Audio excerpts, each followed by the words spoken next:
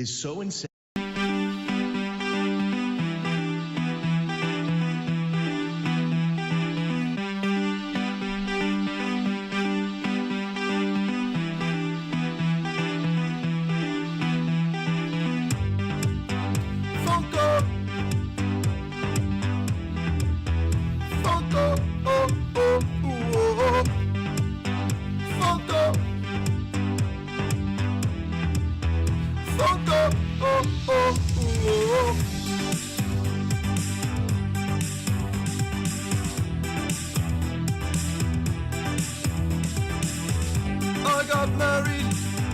I got married to a Funko Pop.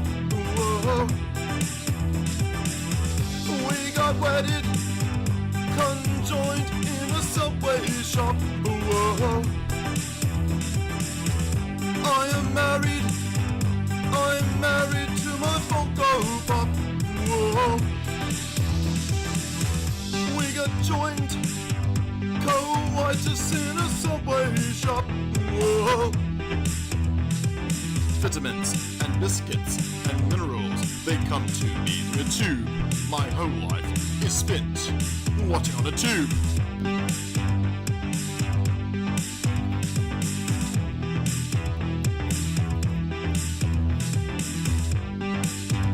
Whoa-oh. Whoa-oh-oh-oh. Whoa. I'm married to a Funko Pop. Whoa. We got wedded, we got joined in a Subway shop. Whoa. Vitamins and minerals, they come to me through a tube. Vitamins and minerals, they come from me through this here tube. Whoa. Funko.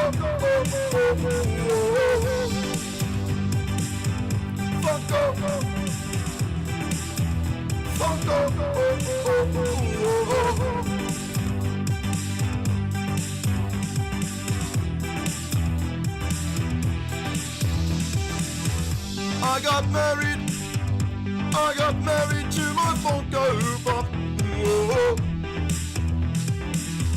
We got wedded, we got joined in a Subway shop. Whoa. Love at first sight, love at first sight. What shall I do with love at first sight? Put it in my hand, throw it on the ground. Who knows? Just what will I do? We got wedded, conjoined in a Subway shop. Whoa.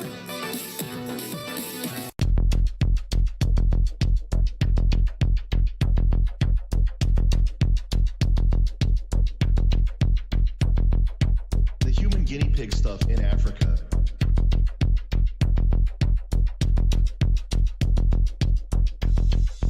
is so insane.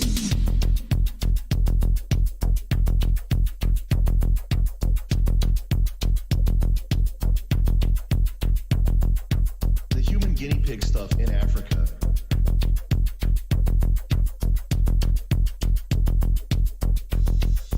is so insane.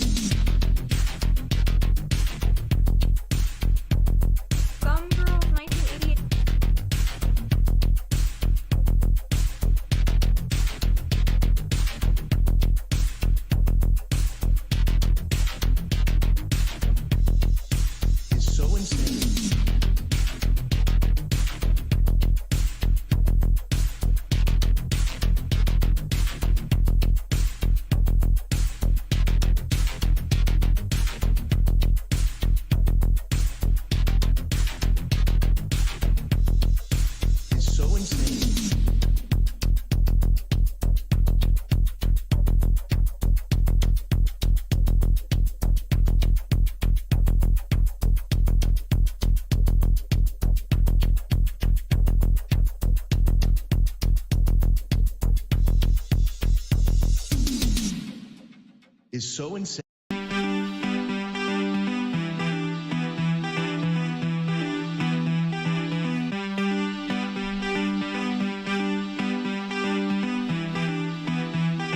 I'm gonna put you on something crazy real quick. Most of these Zoomer gym bros are consuming macro-guzzling synthetic dyes and synthetic sweeteners on the daily. They don't even know it. Goofy AF. There's nothing great about that. Do not listen any further unless you are an alpha or sigma.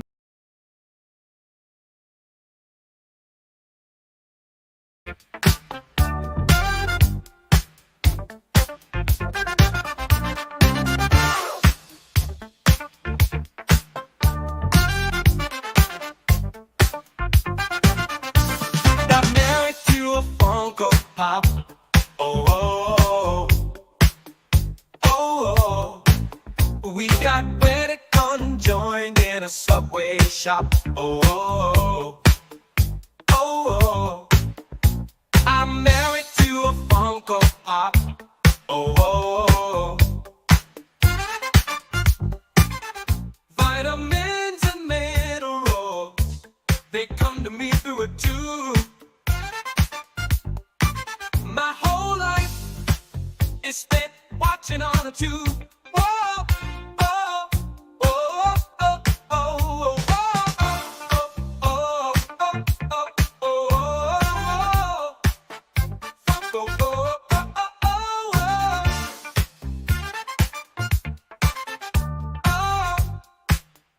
oh, oh. We got wedding coitus in a Subway shop. Oh, oh. We got wedding coitus in a Subway shop. Oh, oh, oh. We got wedding coitus in a Subway shop. Oh, oh, oh, oh,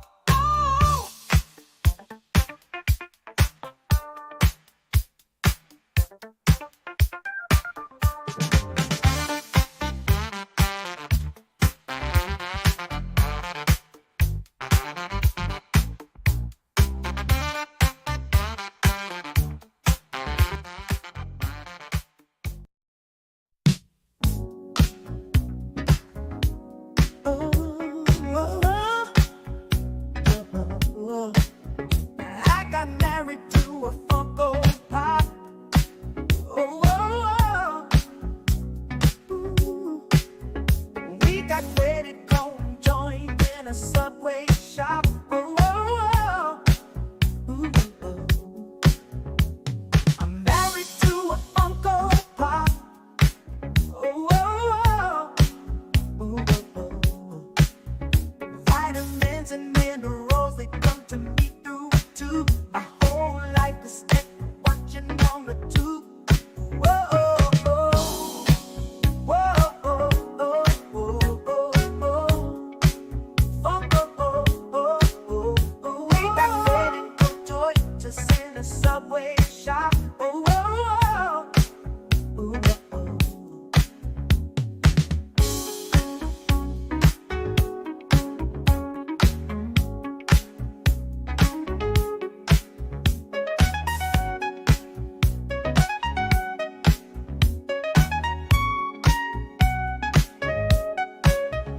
We got wedding coitus in a Subway shop. Oh, oh, oh. Ooh.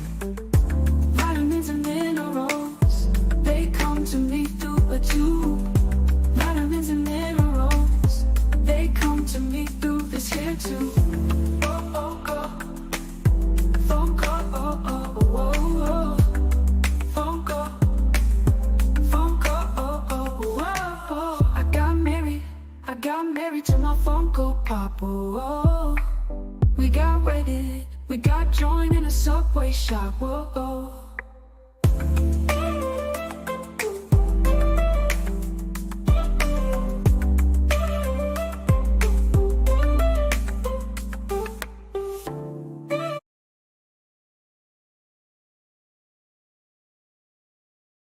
Yo, what's up? I told y'all I was gonna get a haircut.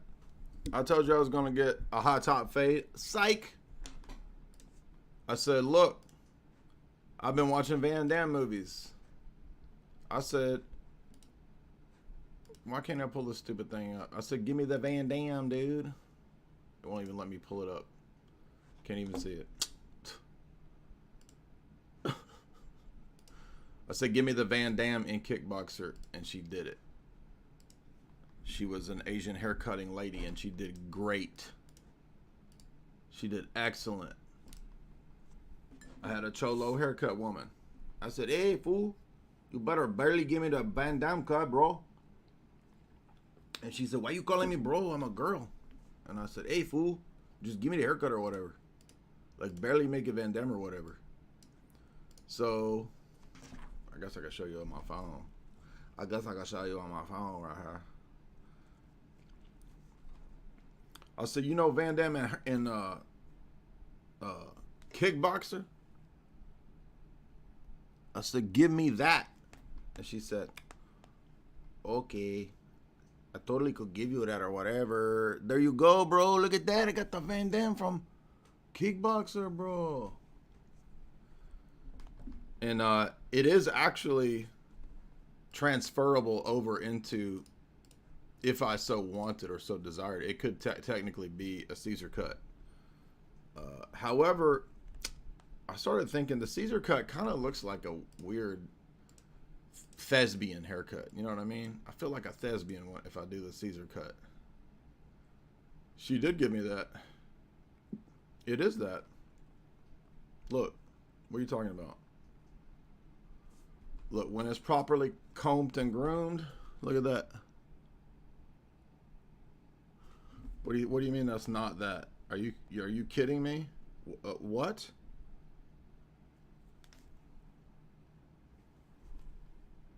It is that. What do you mean? I just did a little bit of hanging down just to give it a little bit of Caesar cut tease. That's what I call the C's tease. You said, Jay, is it 1995? 97? Are you Rob Thomas from Matchbox 2 Score? Yes. Jamie, do you like Matchbox 2 Score?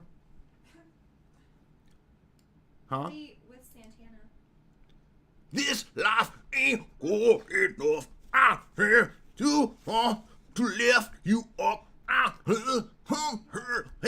don't even know the lyrics, but that's one of the songs that everyone has heard probably 5,000 times. But I have no idea what he says. Literally heard that song probably 10,000 times in my life, because it's got to be one of the most played radio songs ever of the last 25 years. To lift you up, better change your life.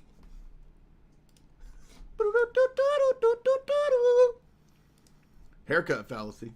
Y'all just mad because I got this damn Caesar fade right now. Hold up. I'm gonna put you on something crazy. Hold up. Look at that.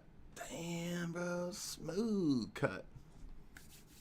Oh, whoa. Making me look like I'm freaking 20, dude. What are you talking about? Look. Let's see. You want me to do it for you? Look at that. Oh, shit, dude. Look at that Caesar. Can I pull off a Caesar 20 years later or whatever? Rob Thomas, eat your heart out, bro. Look at that. See, that starts to look kind of goofy. So I think it needs to be more like... Anyway, what y'all think? That's good enough. Look at that. To lift you up, I am my life. To lift you up. Better change your life. Let's see. How does it compare? Rob Thomas, 1990.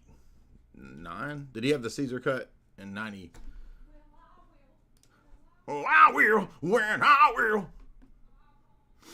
I wanna put you around.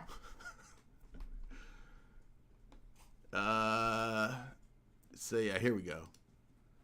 See, I used to have my hair like this, and people always say, you look like Rob Thomas, dude. I'm like, I don't know. Rob Thomas. Yeah, see, but proper Caesar cut, right, is like George Clooney 98, right? Yeah, right. That's like a proper Caesar cut. There you go. Anyway, what's up? And so where was the inspiration for this cut? Well, I told you a long time ago I was going to get a Caesar cut, right? But then I was like, well, I don't know if that's going to look right. And then it was like, well, what about Van Damme? You just watched a bunch of Van Damme movies, and I was like, Would you be interested in? He's got a pretty smooth looking, a pretty fly haircut, just the classic boy cut. You know, when you go to that old man barber, and that you tell the old man barber specifics of what you want, and he automatically just gives you the boy cut. Has anybody ever experienced this as a man? Oh shit, I didn't even have the screen on. Y'all didn't see none of that. Do y'all know what I'm talking about? So women don't understand this, right? Women don't understand this. So for dudes, when they go to the barber, right? When they go to the barber shop, I forgot. See, I missed all this. So here's the George Clooney. This is the classic Clooney Caesar from 1998 or whatever, right? And then you got this quasi Caesar over here from Rob Thomas, right? Matchbox 2 score, 2020. Yeah, see, there we go. But there's one era where he had like a totally Caesar cut.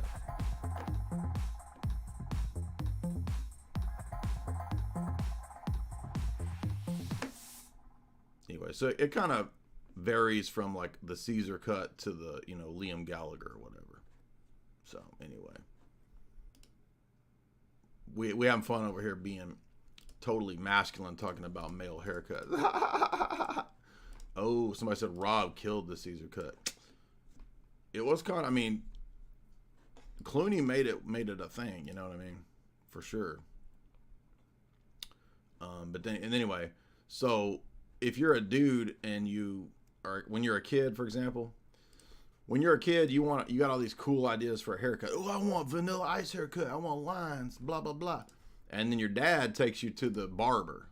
Okay, not Fantastic Sam's, not Supercuts, the barber. I'm talking about the old man barber who, no matter what you tell him, always only gives you the boy cut or the military cut.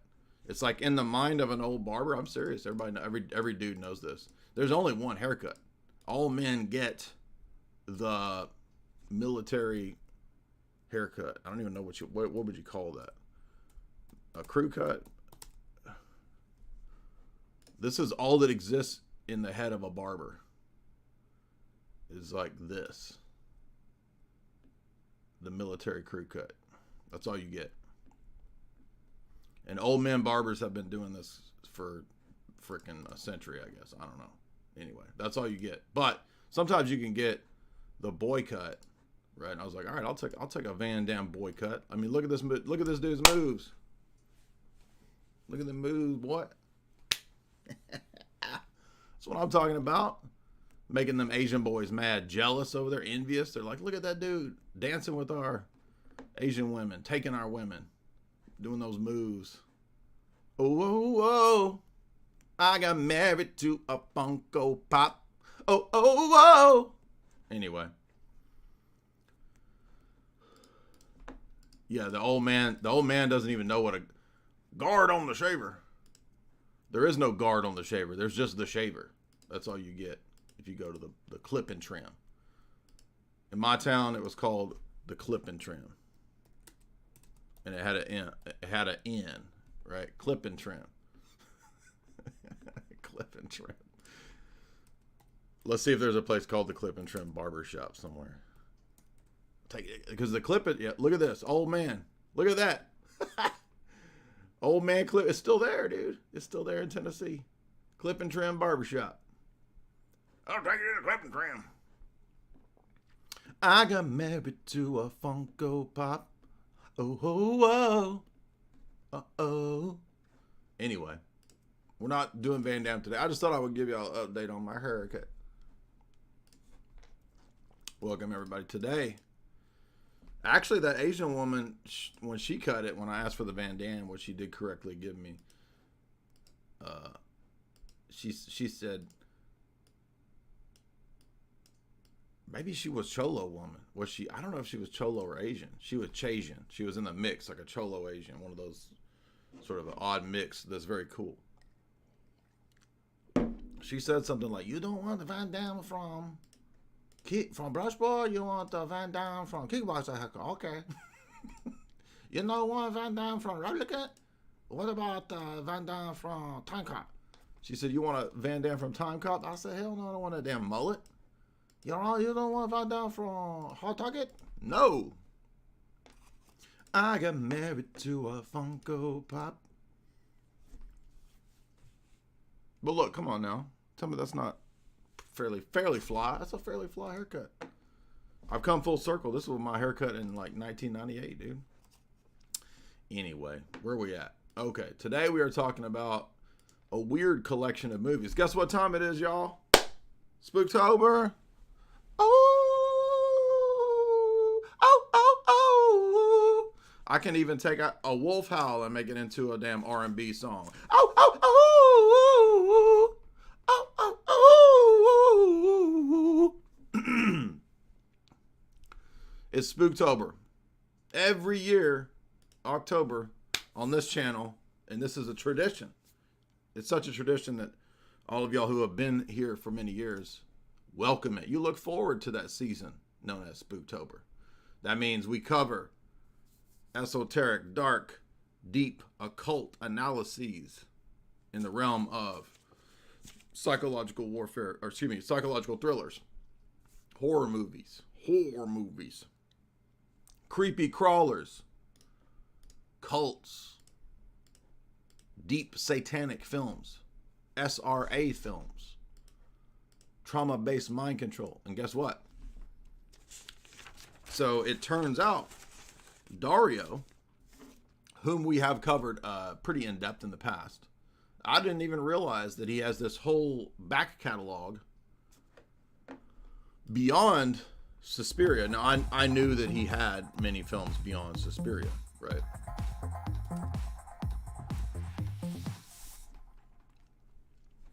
And if you consider about 6 years ago, Jamie and I covered Suspiria, and we did a little mini doc, Suspiria and the Sorcery of Surrealism.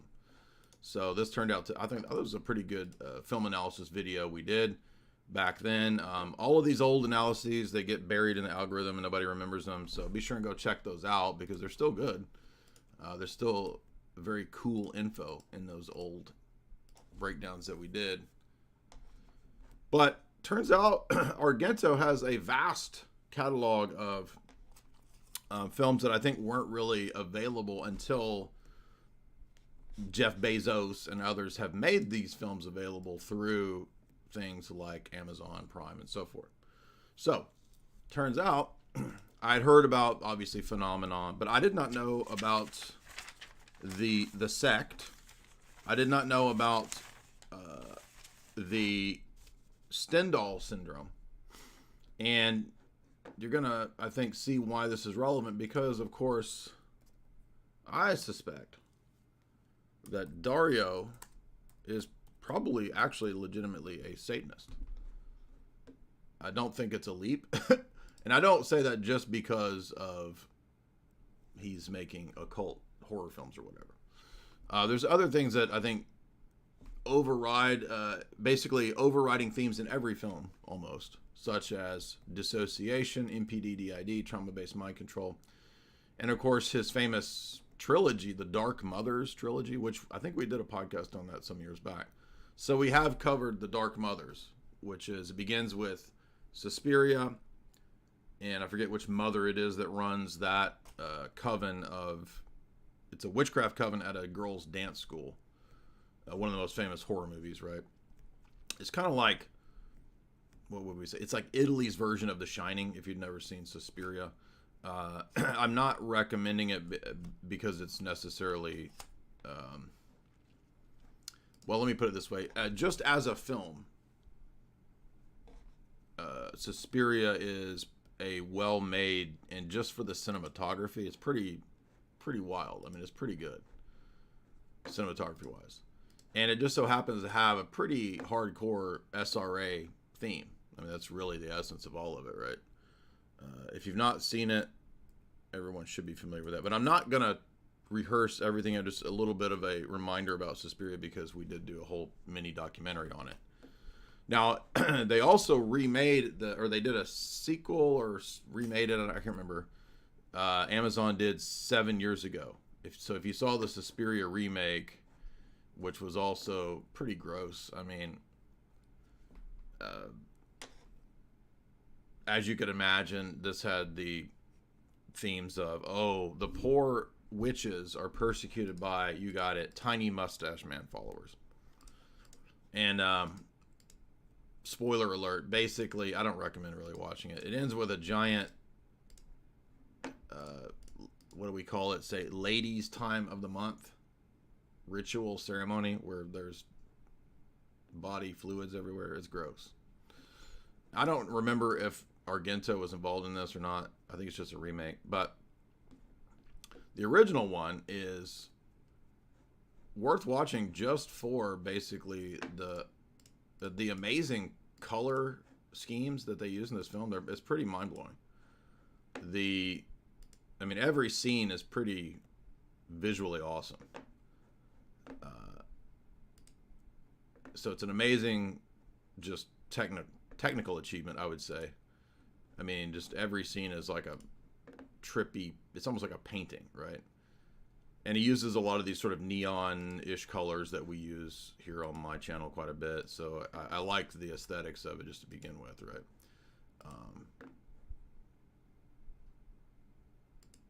But long story short, when the main girl discovers what's actually going on here in this place, she realizes that it's a giant sort of mind control ritual experiment place. And it's run by a witch who's been around for several hundred years.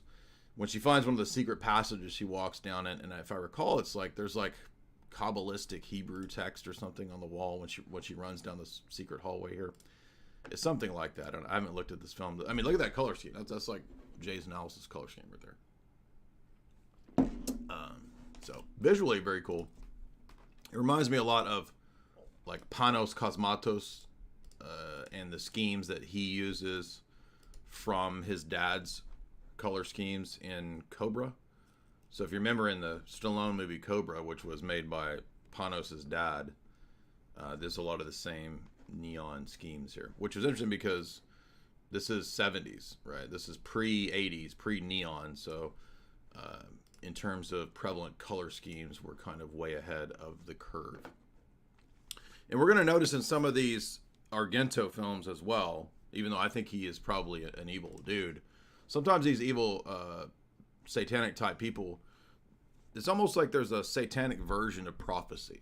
And I don't mean that in too literal a sense, because I'm not saying there's literally satanic prophets. I'm saying that I think because when you have, say, an era where evil is getting more and more prevalent, more and more powerful, they have the ability to project and, in a sense, predict where culture will go.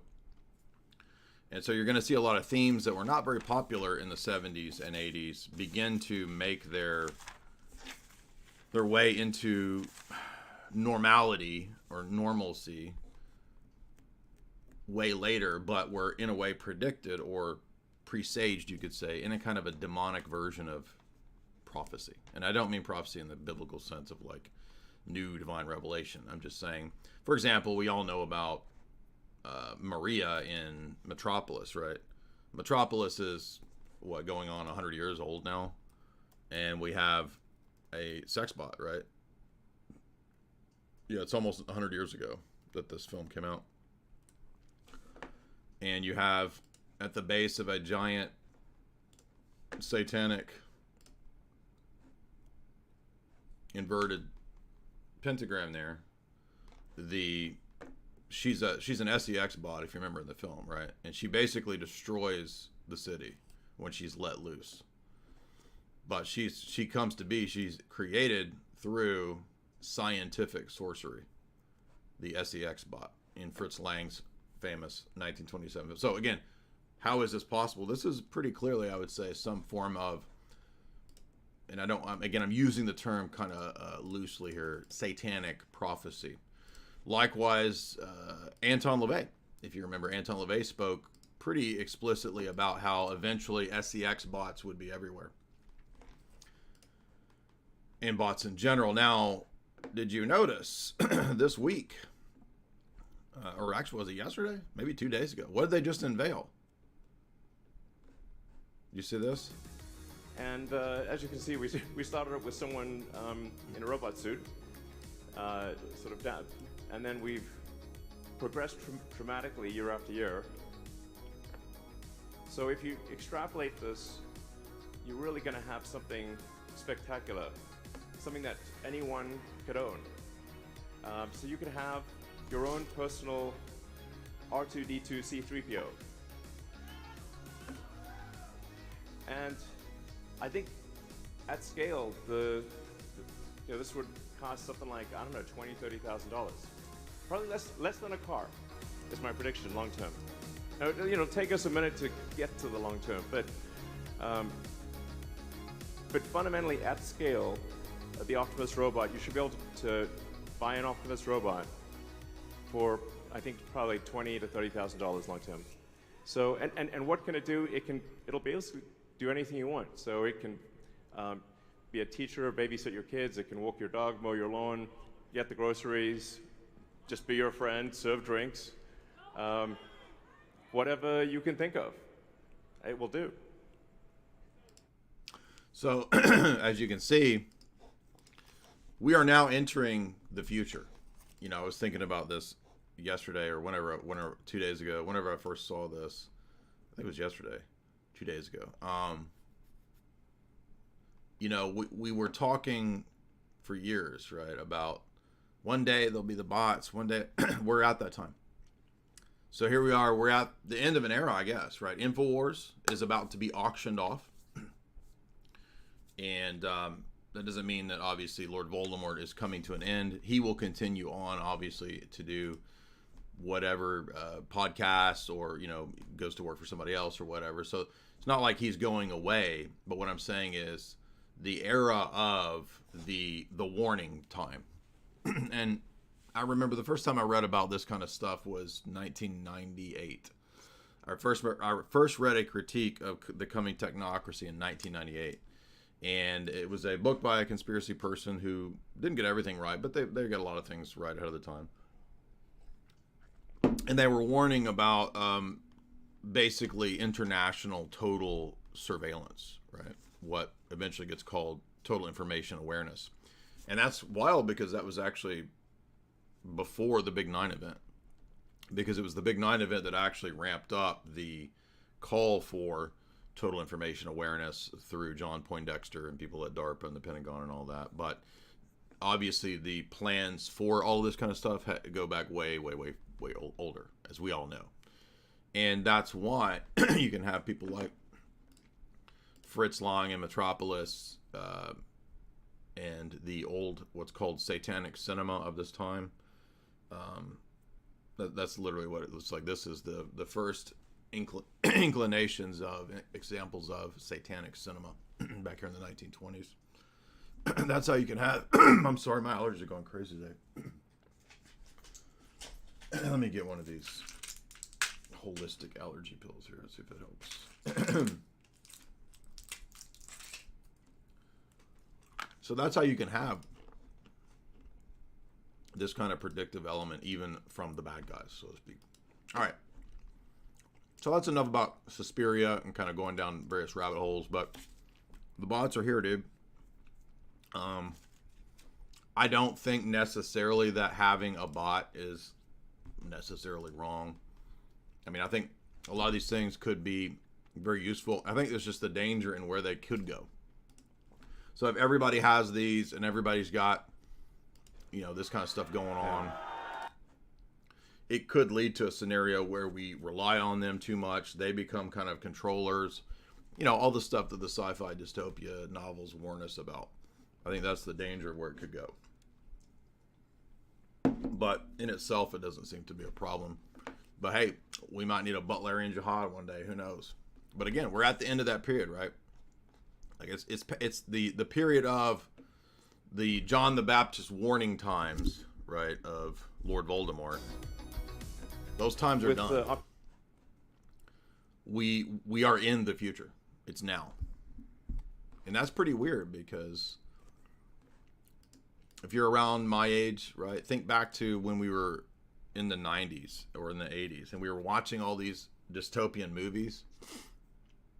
Volume up. Okay.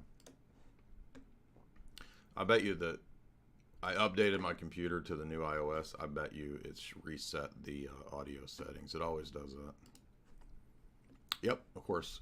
Put it all the way down to the bottom. I don't know why does Apple do that? Like, Apple, bro, Siri, when I put the volume where it is, leave it there. Do not put it down to 0. You drive me crazy with this. Why do you do that to me? Anyway. I didn't get that. Could you try again? You know what I said to you, woman. Hush. I'm going to get fined in the dystopia for for abusing the AI women. AI woman abuse for speaking abusively to Siri, and I'll have to go to like some kind of AI prison for a zillion years. All right. So back to Argento. Now, other weird things too. Remember when, and I'm not accusing anybody because I don't have any knowledge of this, but remember when Dario's daughter, remember when Bourdain passed away, right? Who was Bourdain dating? I'm not saying that I'm just saying that there are weird connections here. Remember, so Asia was with Bourdain when he passed away, and people were pointing out there's these weird things that they were putting on Instagram about how they were, oh, let's go to the Congo and let's taste what it is to eat like Congo meat, that kind of stuff, right? I don't remember exactly. It was something like that, right?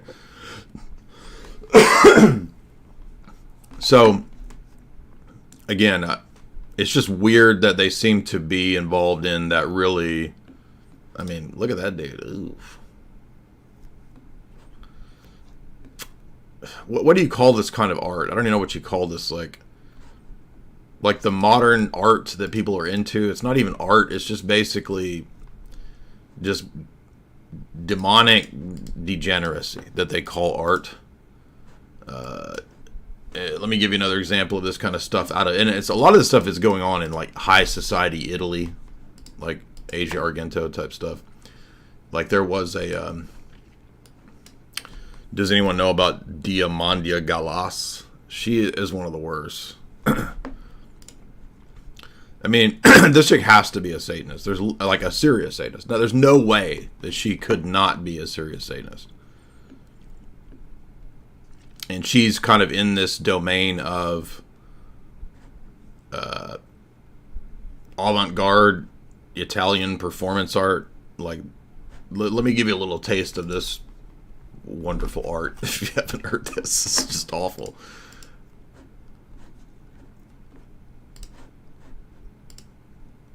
So check out this babe and her her live 1985 performance in California.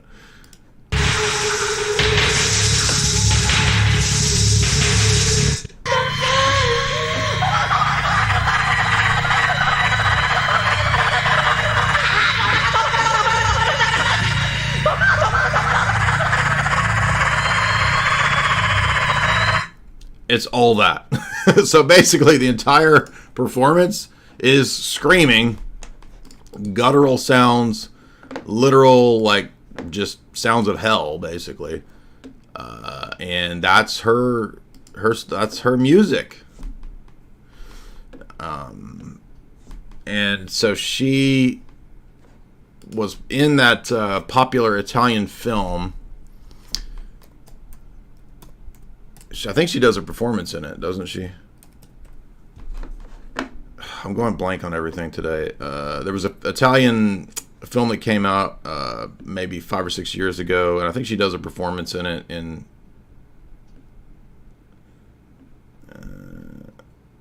Anyway, she's kind of in these same circles, is all I'm trying to say. There's like the whole art world. We all know this is like totally degenerate, right? I mean, I don't think she's not from Italy, but she's in and she performs, and she has like a fan base there, is what I'm trying to say. Do you guys remember that? Is it The Great Beauty? Is that what I'm thinking of?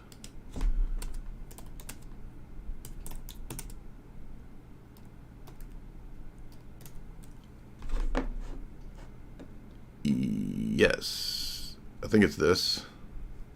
La Grande Bellezza. Isn't Diamanda? Carlos Sorrentino guides the view. Isn't Diamanda Gallos in this? Yes, I think she is. But there's like an elite sort of performance in the movie. I think it's this scene here. Is this her? And serving as the adult's entertainment. Because there's part of this film deals with the degeneracy of the arts and the communist performance art that's been popular in Italy since the, I don't know, 50s, Cold War. Yeah, this is The Great Beauty. Great Beauty. Yeah, isn't she in this? Is she in this? Maybe I'm wrong. I haven't watched this movie in probably 10 years. I didn't think it was that great, but I have a friend that's really into it. Let's see. Diamanda. Let's see.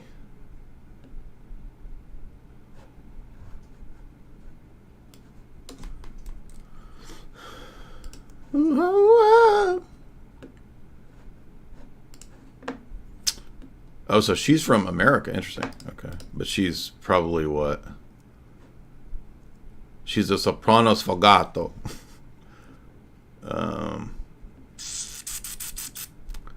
Whoa, she was raised Orthodox.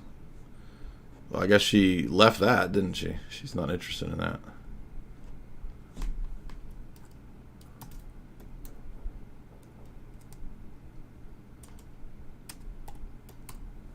Anyway, maybe I'm wrong. Maybe she's not in it, but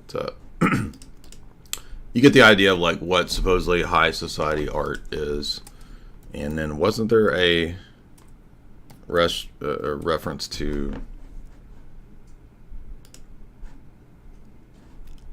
Yes, this is it.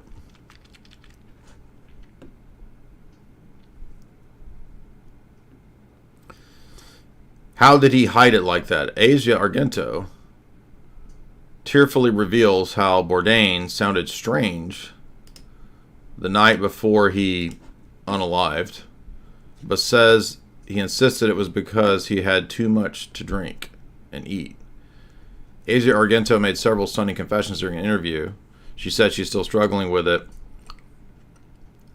She says that she had been sex messed with since 16. And by the way, if you've seen Stendhal syndrome, it seems plausible. Like, I can't fathom how anybody who's a father would put their daughter in a film where the daughter gets raped. I mean, it's like, what?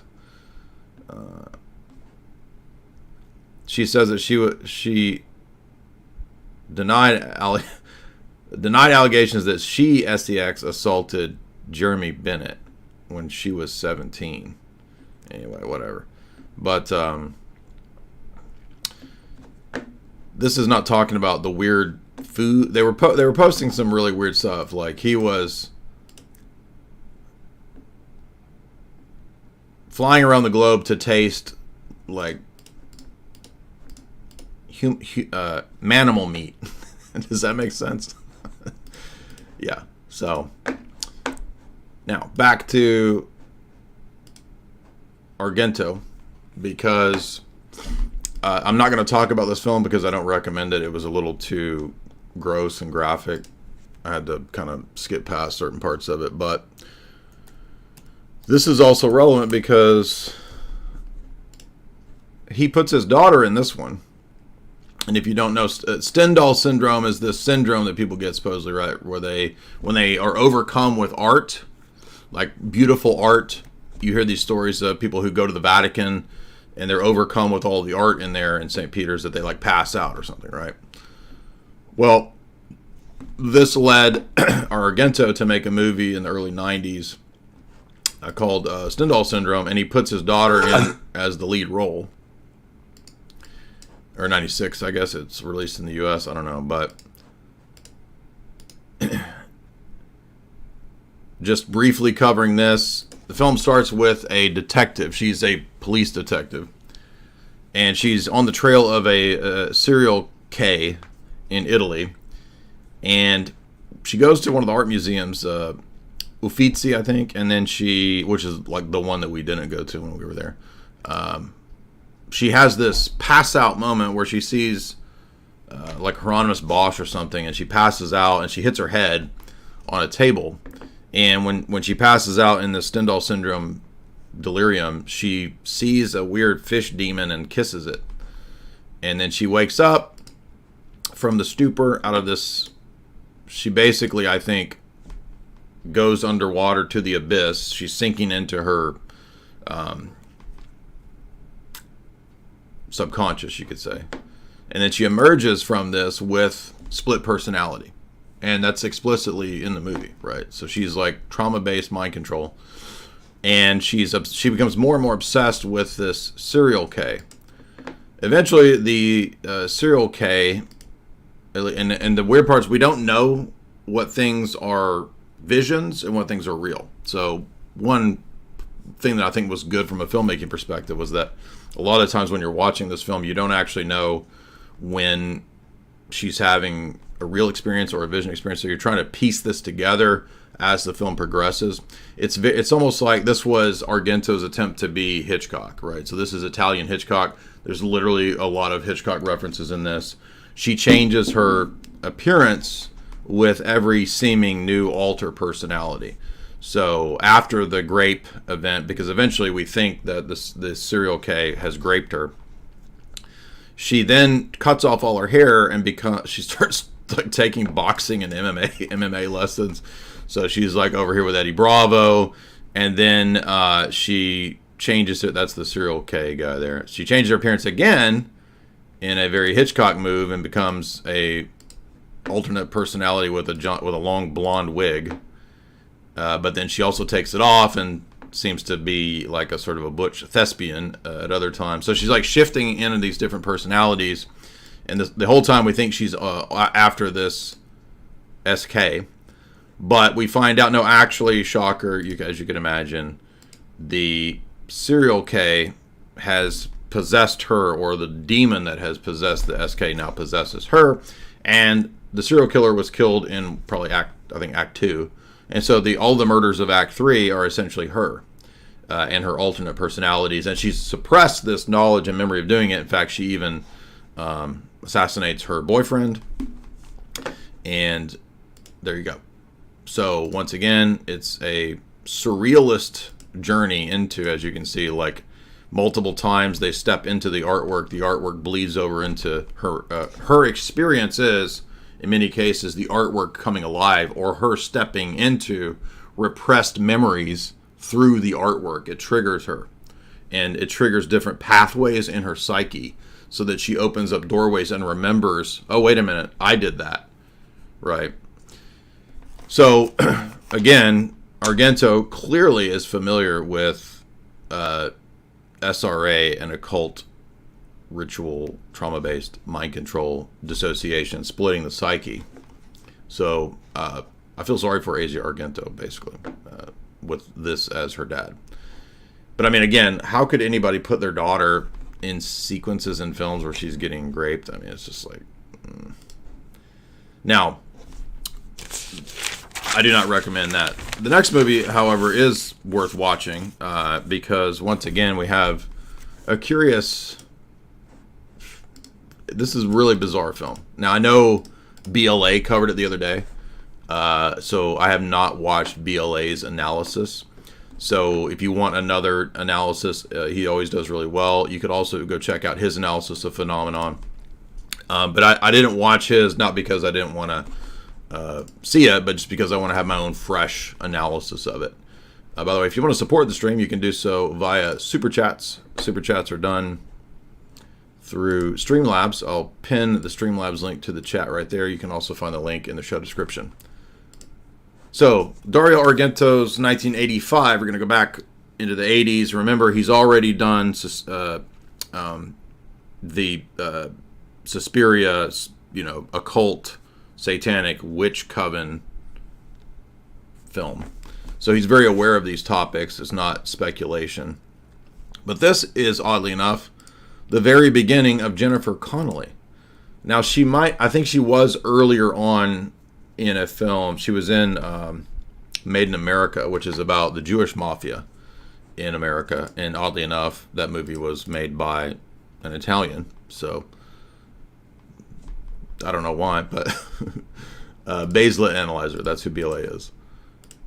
So she gets her start in an odd role, we'll say, in Coming to America. I think it's not Coming to, Made in America, the old Jewish mobster film from Sergio Leone. So my assumption would be her connection to Italian films would be the fact that she's in Sergio Leone's mobster movie. This perhaps got her in connection with Argento, because Argento casts her in her first major role. So when she's in the mobster film, it's a very minor role. But it's a weird one. And by the way, there are Kabbalistic references in that film, if you haven't seen it. It's got James Woods, Jennifer Connelly. We did an analysis of it years back, but I'm forgetting the name of it. It's Made in America, isn't it?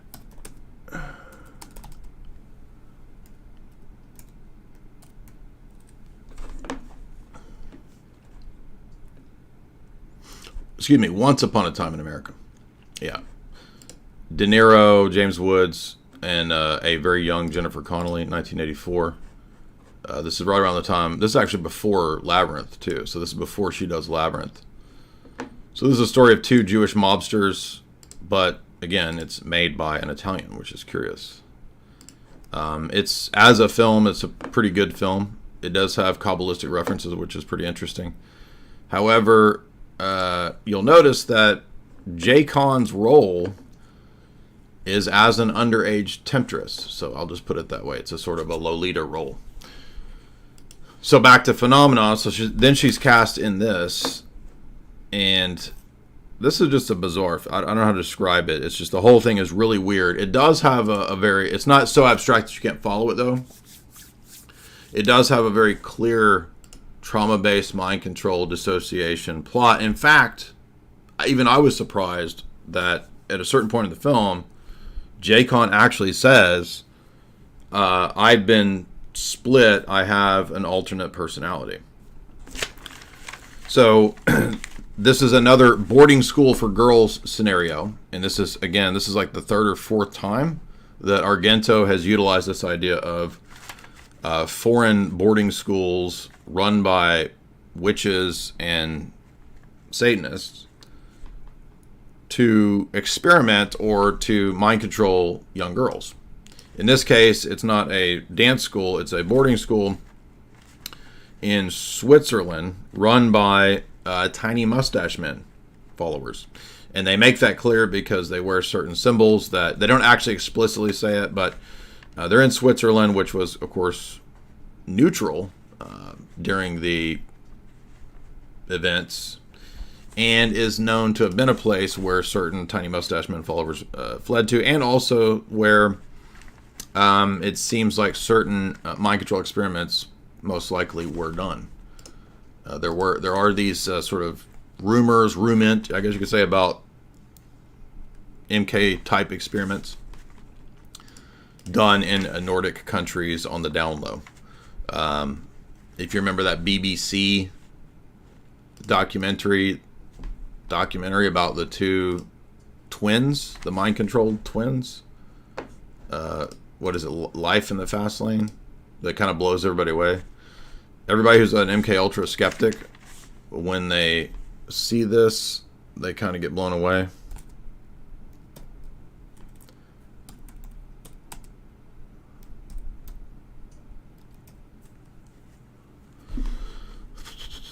This is a Madness in the Fast Lane.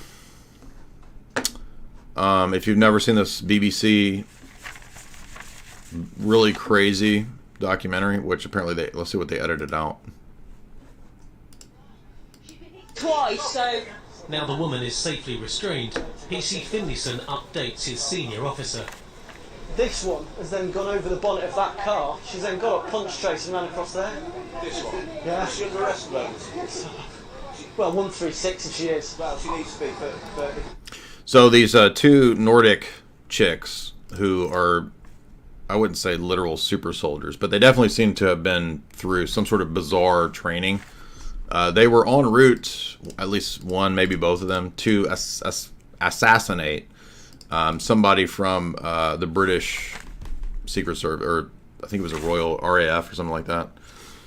They were sent literally to kill this dude. They got hit by a car running across the freeway in the UK. They got up and ran. The police tried to subdue them. They beat up the police.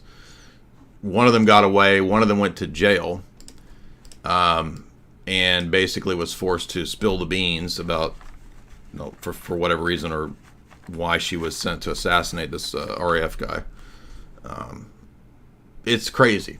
I don't know what to make of all this. You're asking me, what does this mean? Look, all I can say is it looks like these two chicks were part of some kind of experiment and they were sent to assassinate somebody. That's all I know. That's all I can say. But it's Madness in the Fast Lane. I highly recommend watching the whole thing because pretty much everybody who watches it comes away with it like thinking like, wow, okay, there really are like programmed assassins. And again, I'm not saying everything about MK Ultra is that, but that is an element of it, and you can have that. So looks like other people have covered it. Here's a YouTube video called "The Psychotic Twins Who Ran into Traffic and Stabbed a Man." It's a lot more than that, though,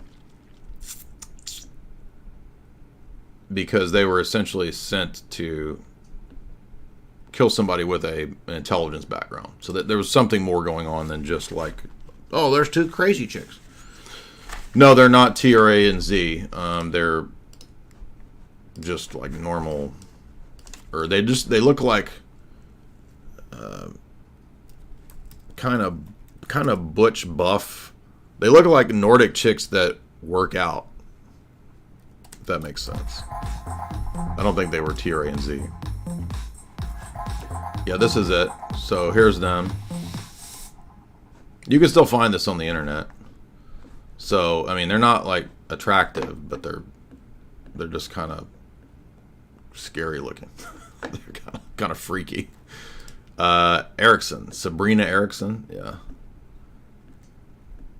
But I think it looks like they were clearly sent to some kind of, let's see what the AI summary is.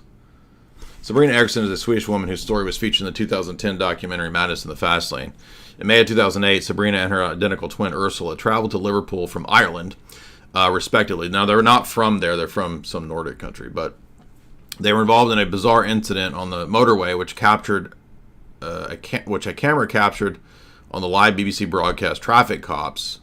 The documentary revealed the full story leading up to and following the incident, including complex legal issues, Crown prosecution, and a criminal psychiatrist. But what they don't tell you is that she was actually sent to kill some guy who was like a RAF secret or British Secret Service connected dude. Anyway, so back to Argento and Phenomenon, because the film begins with, as we said, J-Con is the daughter of a famous actor, and she is sent to this boarding school by her dad's agent, who sets up this scenario where she's going to go and study at this prestigious Swiss boarding school. She's left alone and kind of has to fend for herself. She doesn't really have any friends or any connections in this faraway country. And right away we start to realize that she's an oddball, because not only does she have kind of high IQ, so maybe this is kind of like a gifted school, she seems to have a connection with insects. We don't know why, it's never really explained, but it's kind of the idea of Professor X's, school for the gifted, creepo spurtards, right? And there were these kinds of experiments on gifted kids. At least that's part of the literature if you read about MK Ultra. I don't know all the details specifically. Now there's, I think, allegedly Montauk was involving, I think, gifted kids. I don't know if that's confirmed, but other connected types of things obviously researched, or they did experiments on gifted and non-gifted kids, all kinds of people. I mean, MK Ultra is vast, right? So it's tons of different experiments, tons of different universities, tons of countries, several decades long.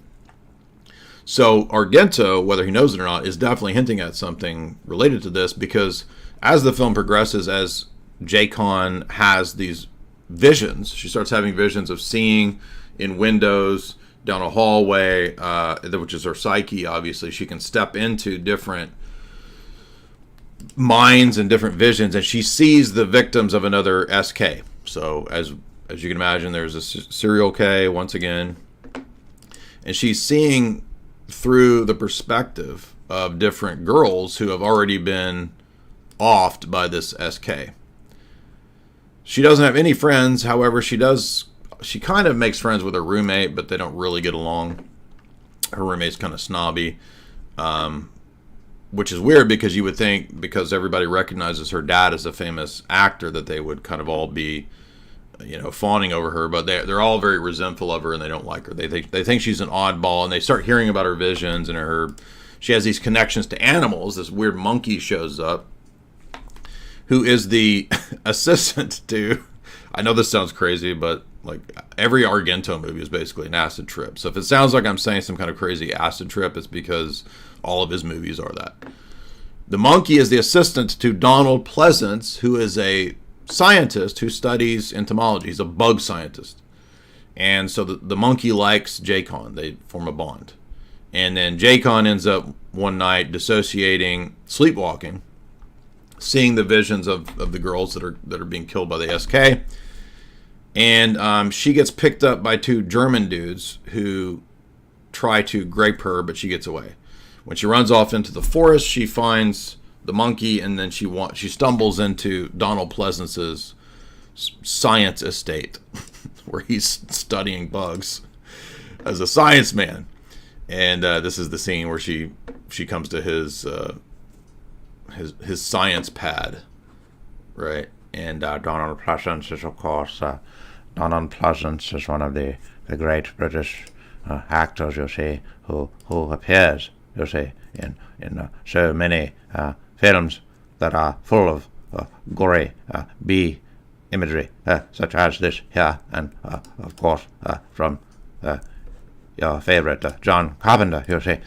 And I do a good Donald Pleasance, so that's literally identically, perfectly how Donald Pleasance speaks.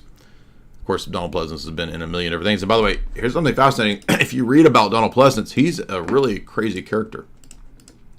Donald Pleasance was a POW at one point, and like escaped from being a POW, and like had to run across Europe when he was in British. He's probably like one of these Christopher Lee type characters, where he was doing, Black Ops type stuff, and then goes into acting. But yeah, if you read about Donald Pleasance's background, his life story is pretty crazy. Anyway, so Donald is amazed because as a science man, as a soy science man, he cannot believe that there's this chick who's like can command the bugs. It's not all animals. It's just bugs for whatever reason. And so he's like, we need to employ you to track down this SK because there are these certain bugs that are attracted to rotting flesh. And I forget what bug it is. He names the bug, but as he's plotting how they're going to do this with this bug, this fly that can track the flesh of the bodies of the SK, the school where J-Con attends, it turns out there seems to be other things going on at the school.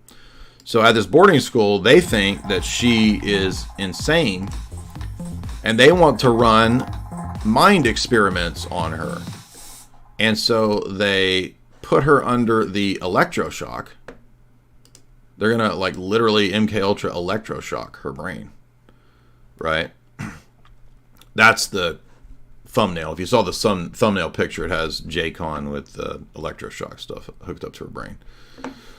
It's like an EEG, and then she's like, I'm not crazy, you're not going to do this to me. But what we start to realize is that, well, have they actually been doing this to her? Is this something that they're already doing and she just doesn't remember because she's dissociating? And again, like, what parts of this film are in her psyche, what's real, much like we just saw with Argento's daughter in Stendhal syndrome. It's hard to know because a lot of the film is trance sleepwalking sequences where she's seeing through the eyes of other girls who are being killed by the SK. The head of the boarding school, who's this good-looking woman that wears the Germanic Maltese cross, I think we're supposed to think that this is Tiny Mustache Man connected. And she says, if you want to understand what's happening to me, you have to understand that I have multiple personality disorder. And I'm no longer, at one point when she starts to like show her goddess powers or whatever, she's the dark Gnostic goddess savior archetype.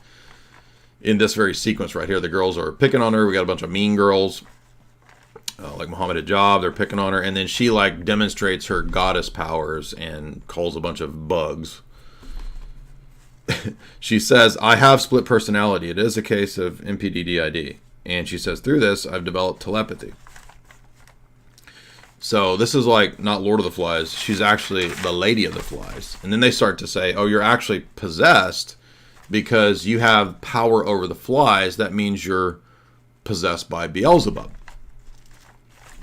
And there's a connection between her and the flies who are drawn to the rotting flesh, which at the end of the, spoiler alert, so when they let loose the mother fly or whatever it is, she tracks it to this cabin where you think it's the serial killer, but in fact, no, it's not the serial killer in the cabin. It's a passageway which leads to a bunch of tunnels.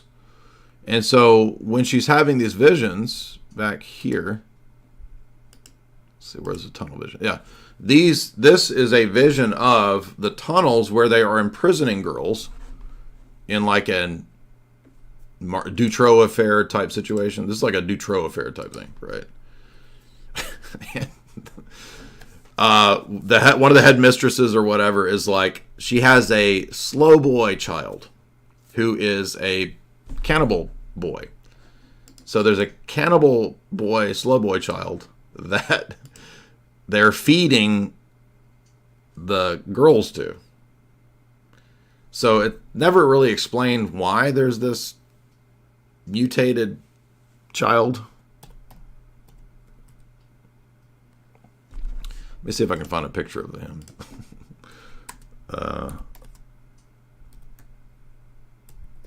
Because he looks pretty funny.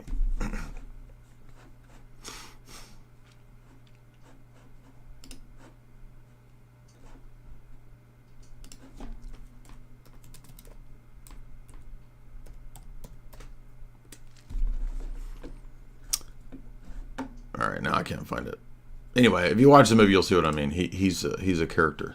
He's a cute little bugger with his slow boy face. But much like Dario Argento falls into the abyss, J-Con eventually falls into the abyss. And this is the sequence that you see here. And I think this represents going into her subconscious. When she emerges, she thinks she's safe, but the mother of the slow boy entity, whatever he is, the SK, the mother of the SK then comes to kill J-Con. And the good news is that because she befriended the monkey comes and stabs the headmistress. So that's Phenomena. Very bizarre movie, but overall, absolutely the themes are trauma-based mind control, split personality, alternate personalities, creating and controlling and steering SKs, Phoenix program type stuff. So Argento seems to know all about this, doesn't he? Now, we're going to do one more Argento, which is just as bizarre and almost looks like some of the scene. It's like the same house that they used in Phenomena with J-Con. And I would argue too that kind of sets the stage for J-Con to be in a lot of esoteric-ish MK type roles, right? If you watched the podcast with our friends over at Psyop Cinema, they note that a lot of actresses seem to have recurring types of roles, and particularly certain women seem to be chosen for MK type roles, MK slave type roles. Now, I don't know for sure that means that every one of these people is trauma-based, whatever, sex kittens, but it does suggest a kind of pattern, and we covered that with Anya Taylor-Joy. You see it with Mila Jovovich. You see it possibly with Jennifer Connelly, especially when you look at movies that she did like Labyrinth, right? Which is, there's some weird stuff going on in Labyrinth. That also seems to suggest kind of MK Ultra, alternate personalities, fantasy dissociation themes. Let's take a look briefly at some of J-Con's movies, and we'll note and again, it doesn't mean every movie that they're in is about this, but you will notice usually a pretty disproportionate amount of movies that they do focus on this kind of a theme. So we've got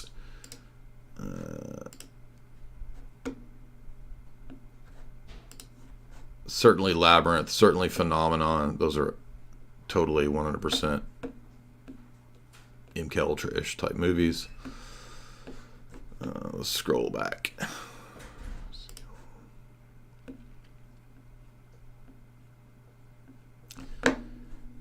So, as I mentioned, her first film role is as the sort of Lolita type person in Once Upon a Time in America. Phenomena, 100% a trauma-based mind control film. Jennifer, I don't know what that is, as a music girl, I'm not familiar with that. Labyrinth seems to have obviously the same themes. Don't know what Some Girls is. Let's see. Career opportunities. She just plays sort of the seductress in she's the girl you can't get in Career, which is a good John Hughes movie. It's a pretty funny movie. Hard to see. I haven't seen these. Mulholland Falls is a noir era film that we were gonna watch. Haven't seen that yet. Dark City definitely has the themes: Gnosticism, dissociation, alternate personalities. She plays the seductress who sings at the club. Requiem for a Dream, drug, trauma-based stuff. Absolutely, heroin addicts. In Beautiful Minds, she plays John Nash's wife. But John Nash is a person who's having dissociation and schizophrenic issues. Let's see. Dark Water, an occult horror film. Basically just kind of a rip-off of other similar horror films. Haven't seen any of these. Day the Earth Stood Still, Gnostic stuff. 9. Oh, that's totally, we did a whole analysis of 9. I didn't realize she's the voice of one of the beings there. But 9 is absolutely a hermetic, esoteric thing. We did I can't remember if Jamie and I did, or maybe we did an episode of Hollywood Decoded on 9. Noah. I did a whole essay on Noah. It's based on Kabbalistic traditions. So we definitely see another theme there.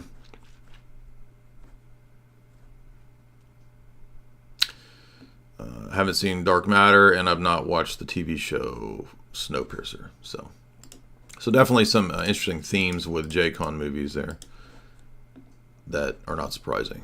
But if you want to support the stream, you can do so via Super Chats right there. Now, this one was an oddball film that I didn't expect at all to be what it was. This is Dario Argento's The Sect, a 1991 film, which the most curious element was, at the very beginning of the film, what pops up is this film is produced and distributed by Silvio Berlusconi Communications.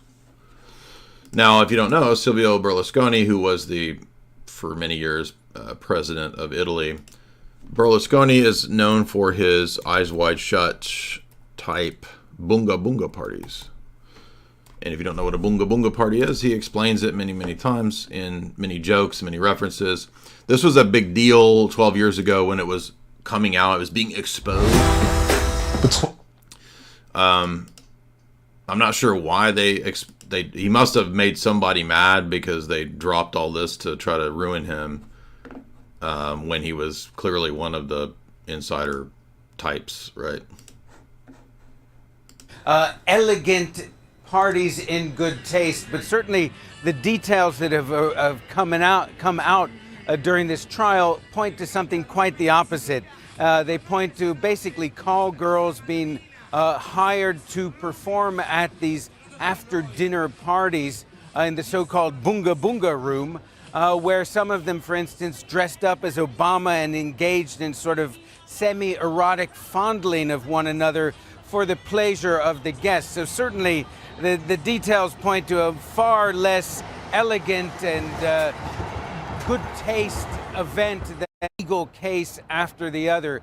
This certainly, in terms of the details, is beyond compare, but he's faced charges of tax fraud, tax evasion, abuse of power while in office, and certainly he seems to get through it all with the help of a very well-paid and capable legal team. But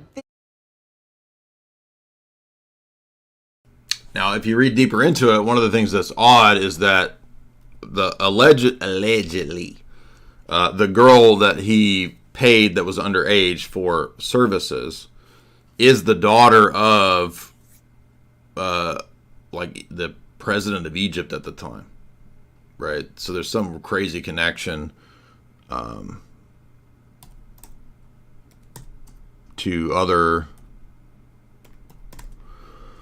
heads of state. I'm trying to remember her name because I just read about this the other day.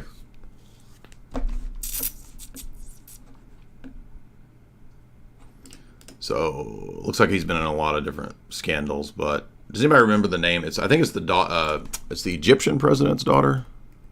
But first of all, why is the Egyptian president's daughter being a stripper to begin with? El Maroug, the underaged El Maroug. This must be it. Yeah. No, excuse me. The Moroccan dancer who is the Egyptian president's granddaughter.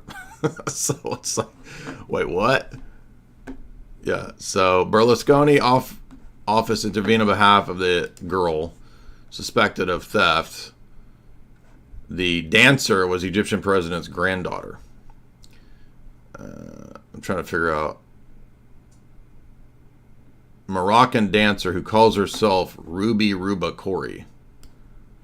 Dancer, of course, that means lady of the evening, by the way. So, but I mean, this kind of sounds like some kind of a entrapment, right? So here's the chick, the dancer, who was the granddaughter of the president of Egypt, and she's like 17 or something at the time, and then Berlusconi pays for her services. Oh, turns out, she was underage. Got ya. Well, now I'm not defending Berlusconi because I'm sure this dude is, well, as we're going to see, Berlusconi is a member of P2, I think. I think that's like public and well known. So I don't even think I'm saying, that's not even anything controversial, right?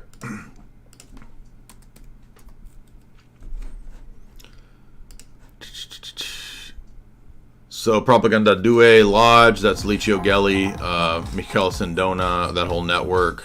And this was if you read deep into Gladio, P2 is the network run by essentially Kissinger. But Kissinger's running basically the entire Italian government from the inside with this top-down network of P2, whose head was Licio Gelli. And I think when they leaked the membership of this, P2 was referred to as a state within a state, a shadow government. Its lodge included the prominent journalists, Italian parliament industrialists, military officers, and Silvio Berlusconi, who later became the Prime Minister of Italy. So this is likely why he ended up that. The House of Savoy Pretender, the Italian throne to Prince Victor Emmanuel, the heads of all three of the Italian intelligence services were all part of Gelli's network that ran Italy, which was titled in 1982 The Plan for Democratic Rebirth. And so they were going to try to essentially remake Italy in the 1980s through the P2 Lodge network. But this was all set up by the CIA via Kissinger's organization to battle against the Soviets during the Cold War, right? This is all the Gladio stuff. Propaganda Due was a lodge founded in 1877 in Turin. And so, for those that are confused, this is right-wing Masonry. This is Grand Orient Masonry that became pro-fascist, essentially.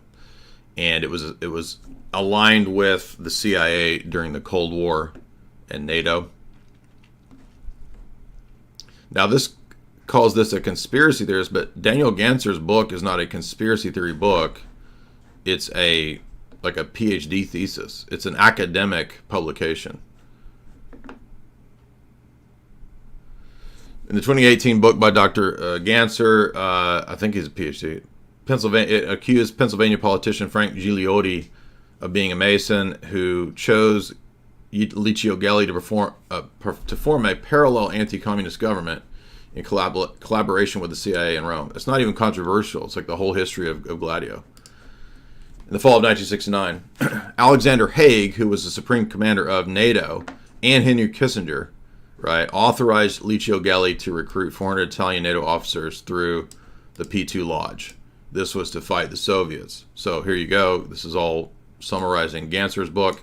But I don't even think that's controversial. So they're calling it conspiracy theorist Daniel Ganser. He's not a conspiracy theorist. Let me show you the book.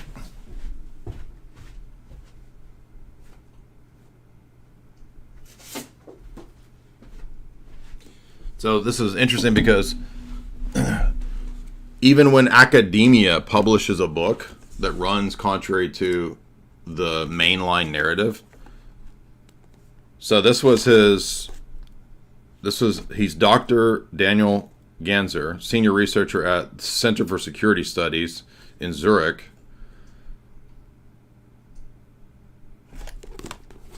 When you put out academic texts like this, oh, well, it's contrary to the prevailing narrative that we want, so it's a conspiracy theorist book. It's not a conspiracy. It's like a straight-up mainline academic text. It's crazy.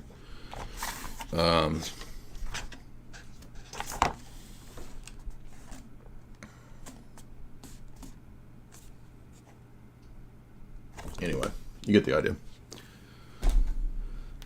So Berlusconi then is a curious character, deeply tied into obviously P2 and obviously into the Sicilian mafia. No surprise there. Pretty much all of Italy is and has always been connected to and tied to the Sicilian mafia. And of course, again, as we know, the mafia made alliance with the CIA during the Cold War.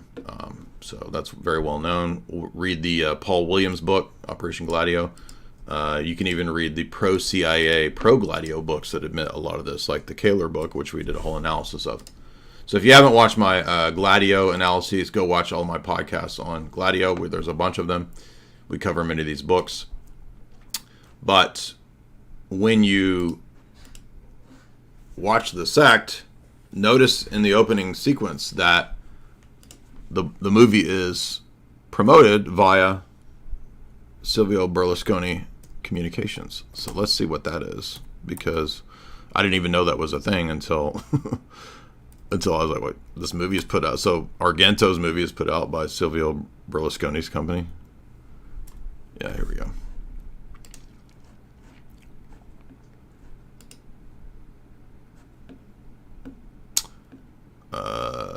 So, well, I don't know why this is in. Why is this not in English?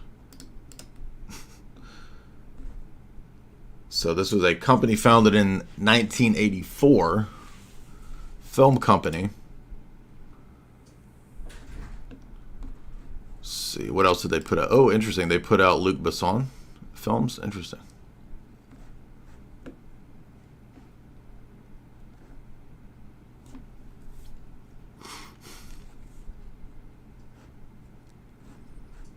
Okay, well, that doesn't tell me much about his company, but Mediaset.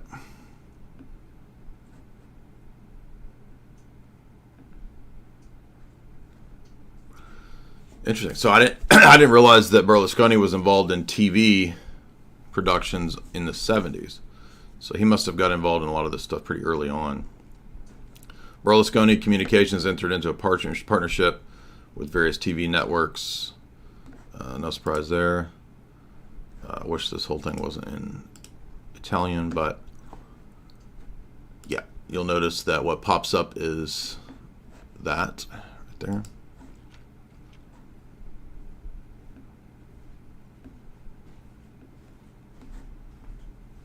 Hey Jamie, would you mind making me another espresso?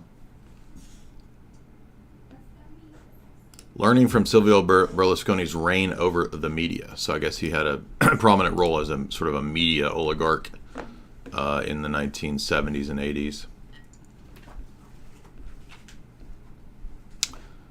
Anyway, so I wonder what he did, though, in the 2000s and 2010-ish era to get the anger and ire of the mainstream media to go after him and to have all these scandals come out.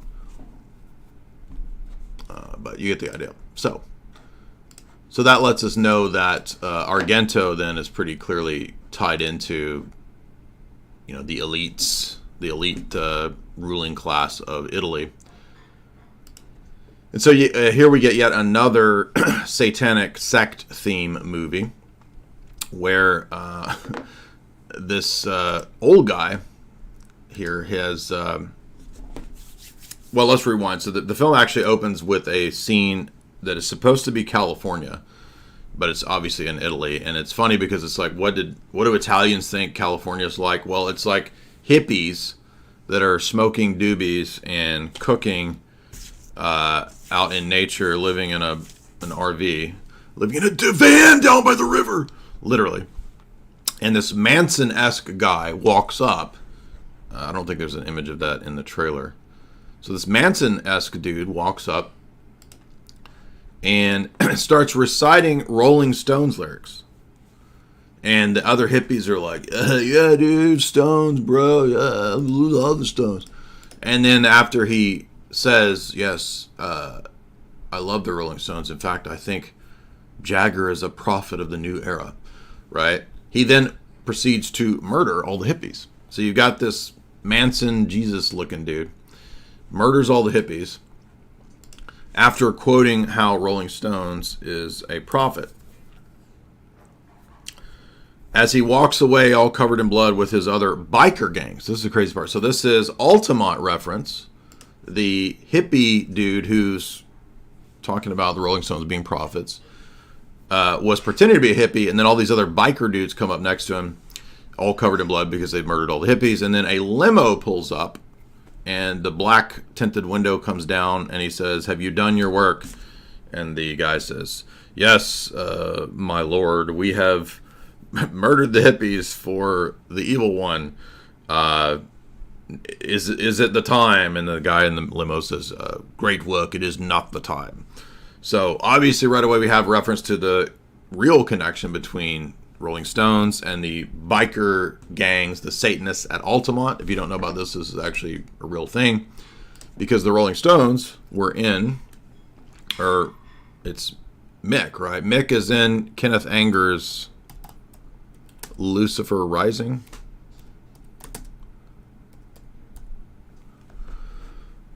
And doesn't Mick play? He's like, he plays the Satanist or the Satanic priest. I can't remember.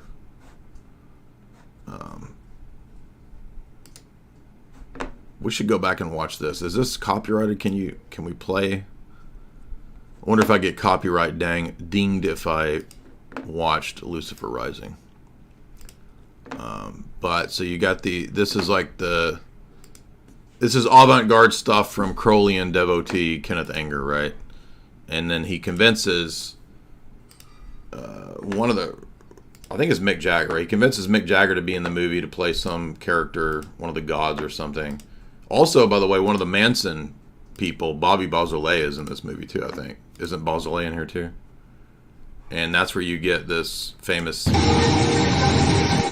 image where they're wearing the Lucifer jacket when they're trying to do this ritual.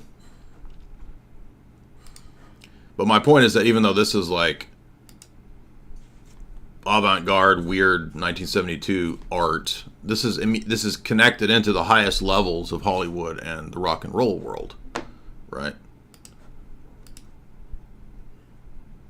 Somebody in the chat will remember who's in this. It's not Keith Richards, right? And there you see when they open up the icon, they have an image of Crowley. So this is Anger telling you that he's dedicated to Crowley. Yeah, it has Beausoleil in it. Isn't Mick Jagger in it, though? Mick has some role as somebody. Can you guys remind me? I haven't looked at this in a long time.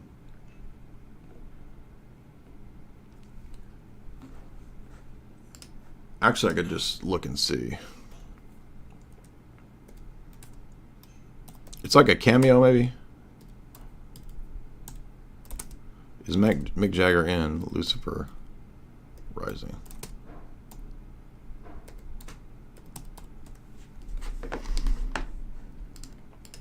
Oh, okay, so he was supposed to play it, apparently.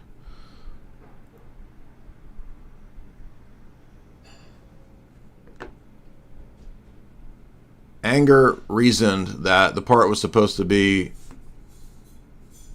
Jagger playing Magnum Opus, the high priest of the cult, but Jagger chickened out and the role was given to somebody unknown.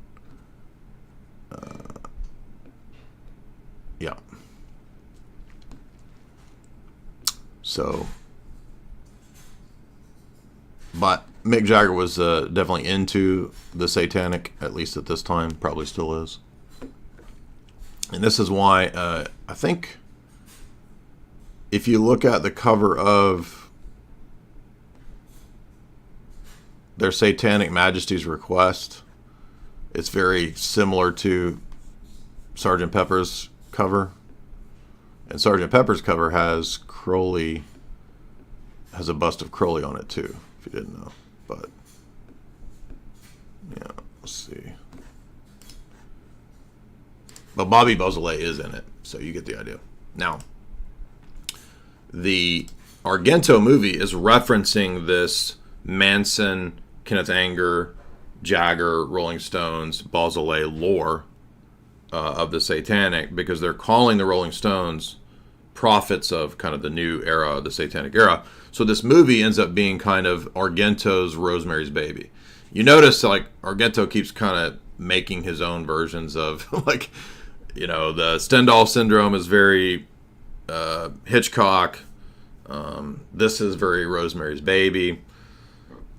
But this version of Rosemary's Baby takes on a very Lovecraft type theme, as we'll see. So it turns out that the elite guy in the limo suggests that there is in fact this global cult, and it ties into the highest levels of people in government, etc., very wealthy people. And the biker gang that works underneath this global satanic cult does the killing and the murdering on the cult's orders. and they do it as a kind of a hit and a ritual. Now, we've seen this in some of the theories about Italian cults, particularly satanic cults, that they might also have had a connection to the government to be a way for the government to get rid of people who were a problem, with it disguised under the cover of a cult. And this was the, for example, Pietre Paci. Oh shit! I just went blank. Who is the Italian satanic cult guy? Pier Patrione or something like that. Famous satanic cult murders in Italy.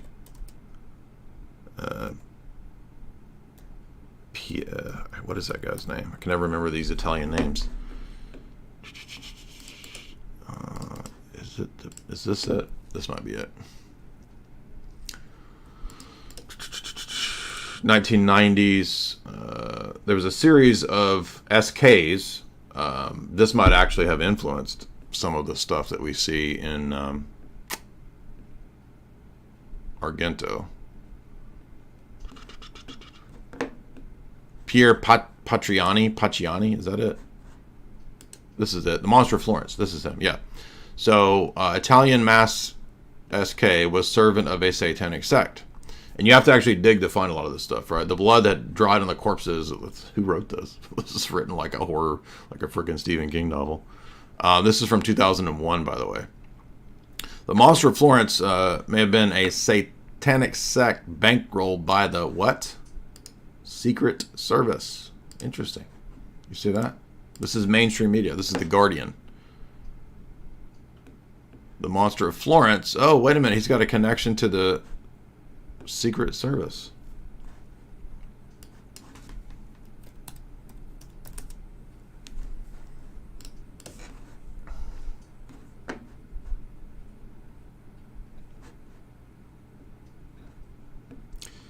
So here's the Monster of Florence stuff, and you also have to dig to find the satanic connections to the Monster of Florence, even though it's pretty obviously there. Could Argento have been telling us about the Monster of Florence, right?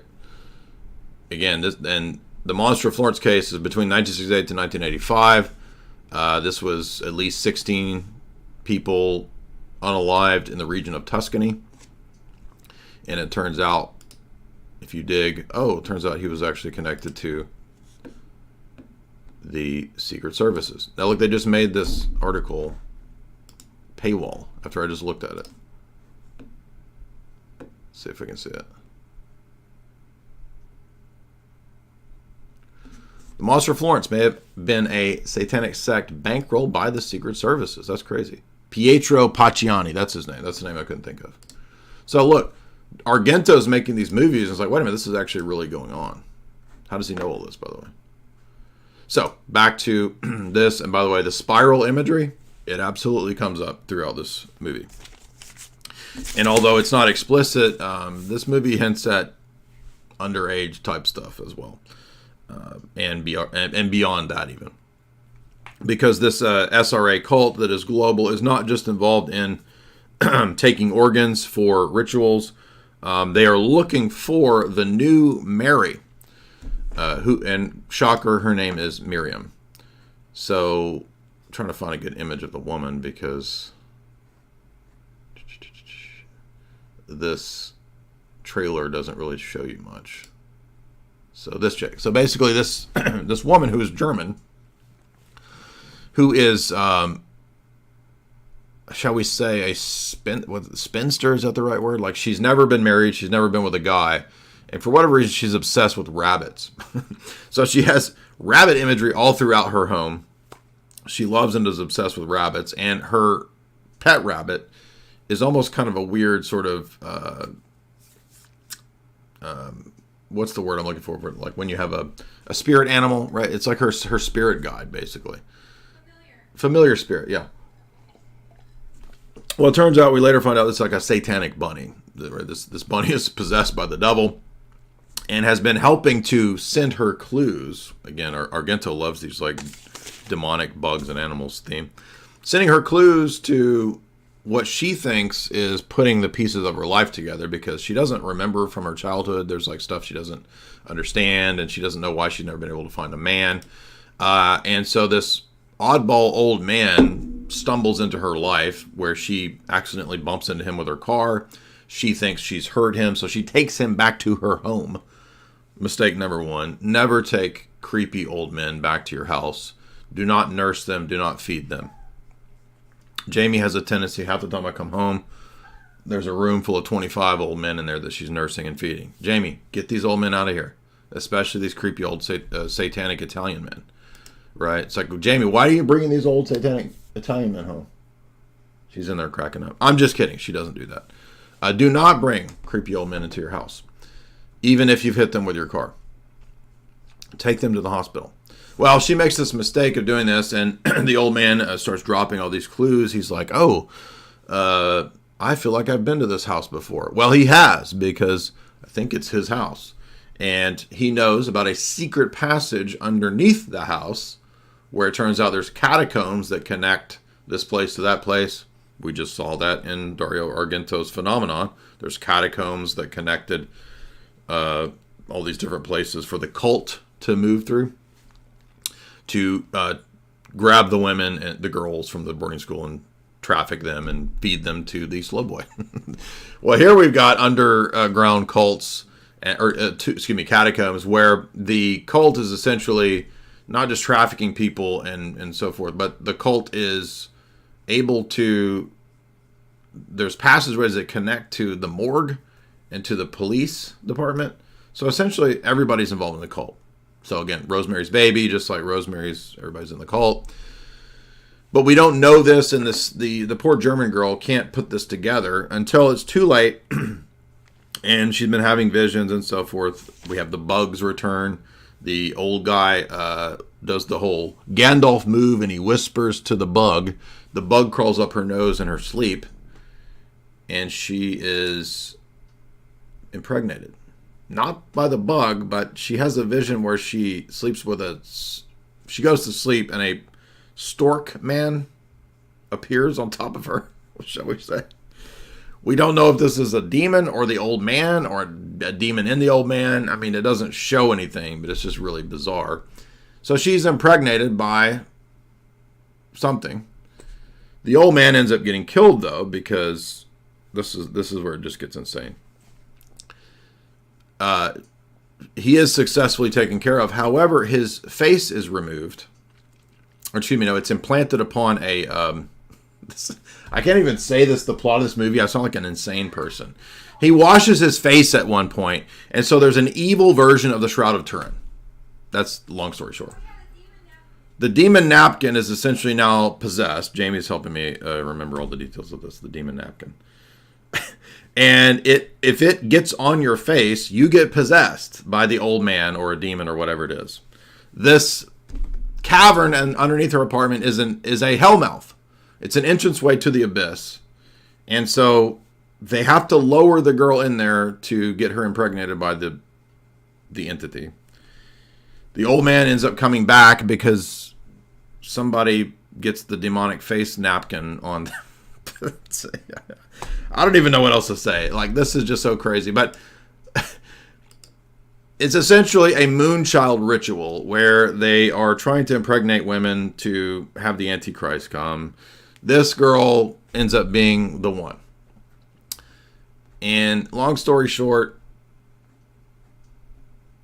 at the end of the film, and by the way, you see she takes on classic Roman Catholic Marian type imagery, right? She's got the thing over her head like Mary.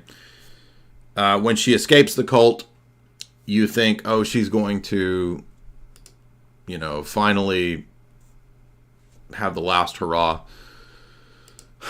She ends up getting burned up, and as she cradles the baby, as she's burning in a giant hell flame, the baby disappears, but protects her, and she eventually, in the end, says, "Oh, my Antichrist baby saved me.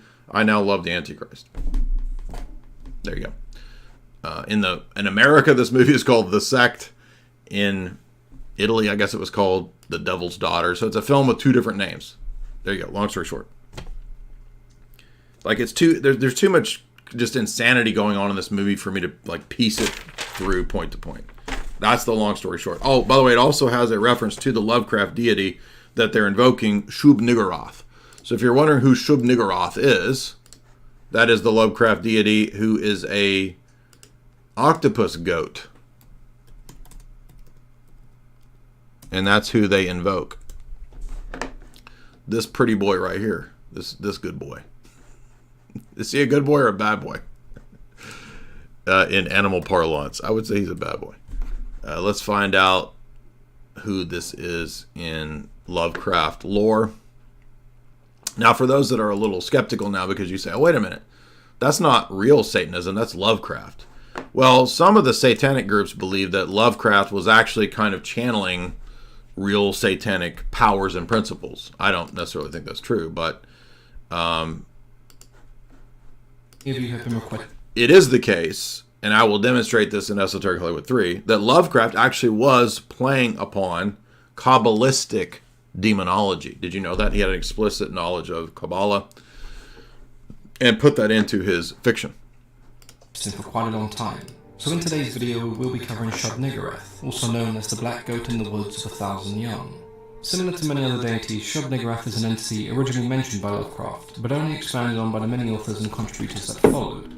She first appeared in the story titled The Last Test in 1928, but remains a figure that Lovecraft never really explained or expanded on.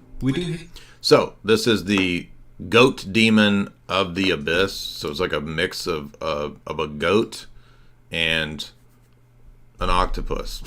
So that's what that is.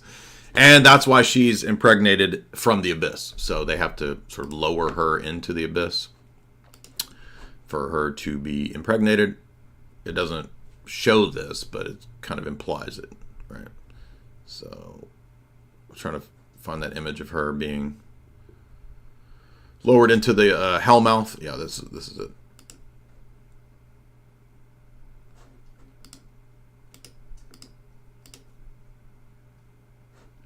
Lovecraft? No. No, the sect is, they're not Jewish. They are straight up satanic cult. And they're saying basically that like all of the 60s counterculture revolution, the Satanism of the 60s, the film is saying, is the dawning of the new aeon. The old guy ends up being a cult leader named Mobius. Again, the film is referencing the Altamont situation where the biker gang Satanists, right? That's a real thing, right?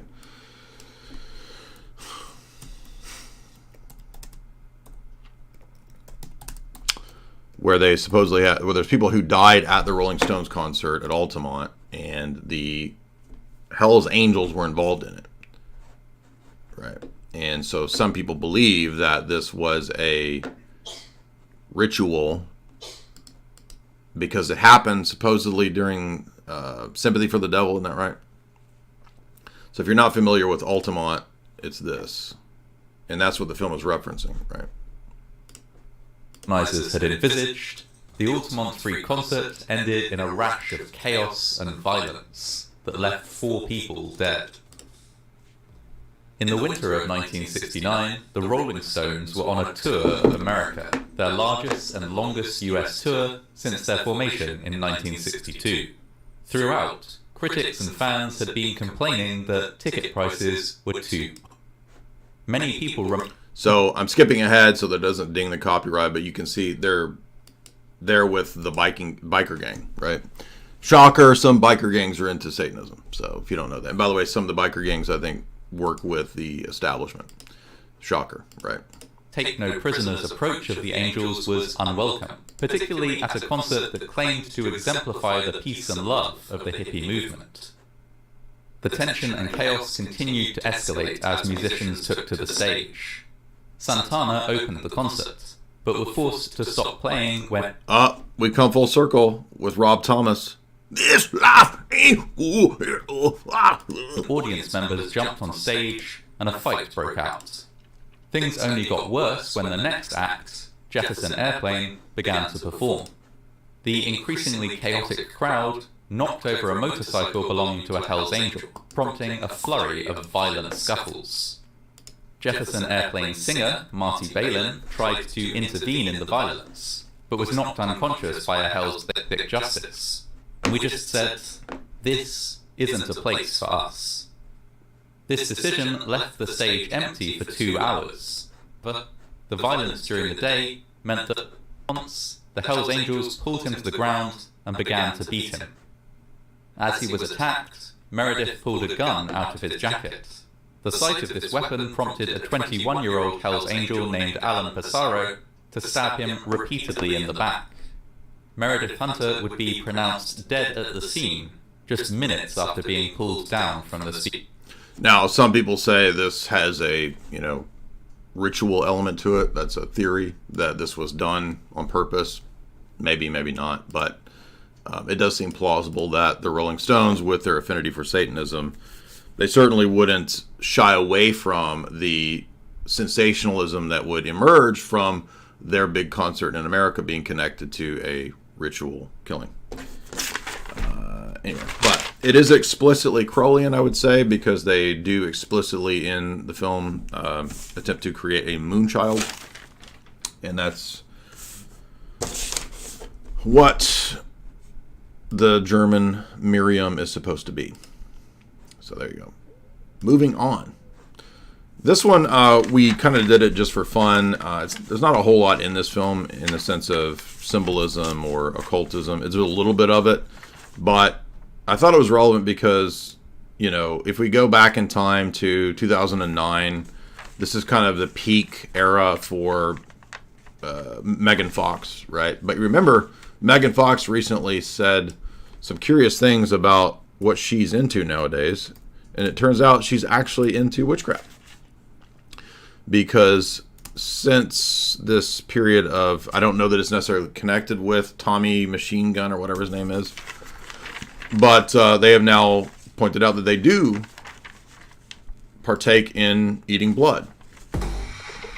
Now, people have been saying for a long time that she's involved in witchcraft, and I think that that's pretty plausible.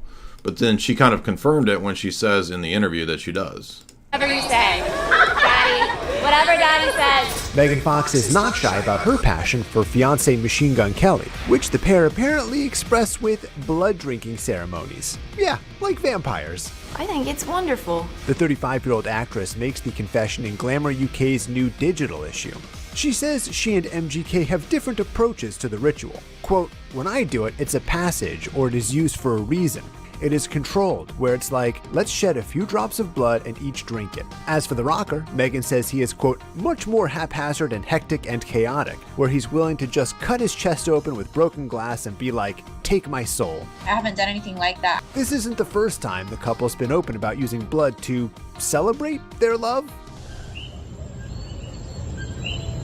When the two got engaged earlier this year, Megan shared on Instagram that the proposal ended only after we drank each other's blood. So you'll notice that her quote was that she did it with intentionality, right? She says, when I do it, it's a passage.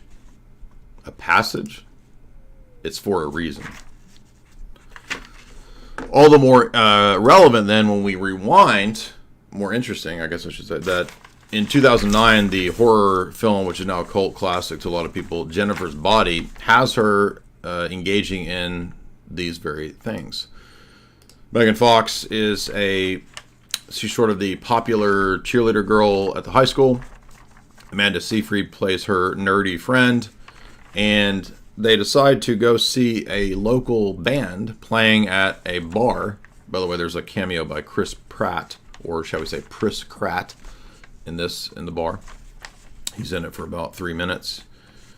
And the band is a sort of it's almost like they're the Killers or some kind of emo-ish band from around 2009. And they have made a pact with Satan. Their idea is that in order to become a popular band, the only way they're going to get ahead is if they sacrifice a virgin. And so they're looking for one. And this is a horror comedy, right? So Amanda Seyfried ends up lying and saying that Megan Fox is a virgin. She's not. She's actually slutty. And so the band accidentally sacrifices somebody who's not a virgin. And this allows Megan Fox to essentially be an undead who comes back and has to feast on flesh to stay young. Interesting. It's almost like, this sounds very familiar with what a lot of these people are into. Like, remember the stories of the blood baths that they take to stay young, or refreshing your blood with teenage blood, or even with the creams that are made out of, this is all real, by the way, the creams that are made out of flesh. That's a real thing that the Hollywood people are into to stay pretty. Perhaps even other things that you can't really talk about. But anyway, you get what I'm talking about. This movie seems to kind of be about that. Now, it's done tongue-in-cheek. It's a satire film. And the only thing I'll say is that as it progresses, you see the references to the occult become more and more prominent. In fact, right around this scene right here, when Amanda Seyfried goes to the library to try to research what's going on, she checks out a giant stack of occult books. One thing I thought was odd was that half of the books are Malachi Martin's books, which is really odd. I've read almost all those texts from Malachi Martin, so I know it very well. He's a famous exorcist. And they say that essentially she's become a succubus. So Megan Fox ends up being this weird undead succubus creature. Amanda Seyfried has to then master the occult techniques to ward her off. So it ends up, I don't want to say I recommend it, because there's some pretty edgy stuff in this movie that you might not want to subject yourself to, but I brought it up because of where Megan Fox actually went in real life with her seemingly blood witchcraft rituals with Machine Gun Kelly. Now, last up today is the recent horror film, which I thought as a movie was probably one of the best of all these. Phenomenon was a pretty good movie, I would say. The Sect was kind of gross. I mean, Phenomenon was gross too, though. Jennifer's Body is not serious. It's kind of a tongue-in-cheek satire. Stendhal Syndrome is pretty gross. I wouldn't recommend it. Suspiria is pretty gross too. But as the movie, just as a movie, this one was probably the best. And I'm surprised this isn't more popular. I noticed on Amazon it only had like 8 reviews. So a really low number of reviews.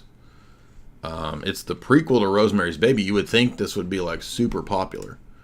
And it has this girl, I forget her name, but she's a pretty good actress. She was in Ozark. She's in a bunch of other movies too. You've seen her, I'm sure. But she plays, if you remember in Rosemary's Baby, when the couple first arrives at the Dakota Building apartment, they notice that there's a girl who had jumped out of the window from the top story or whatever.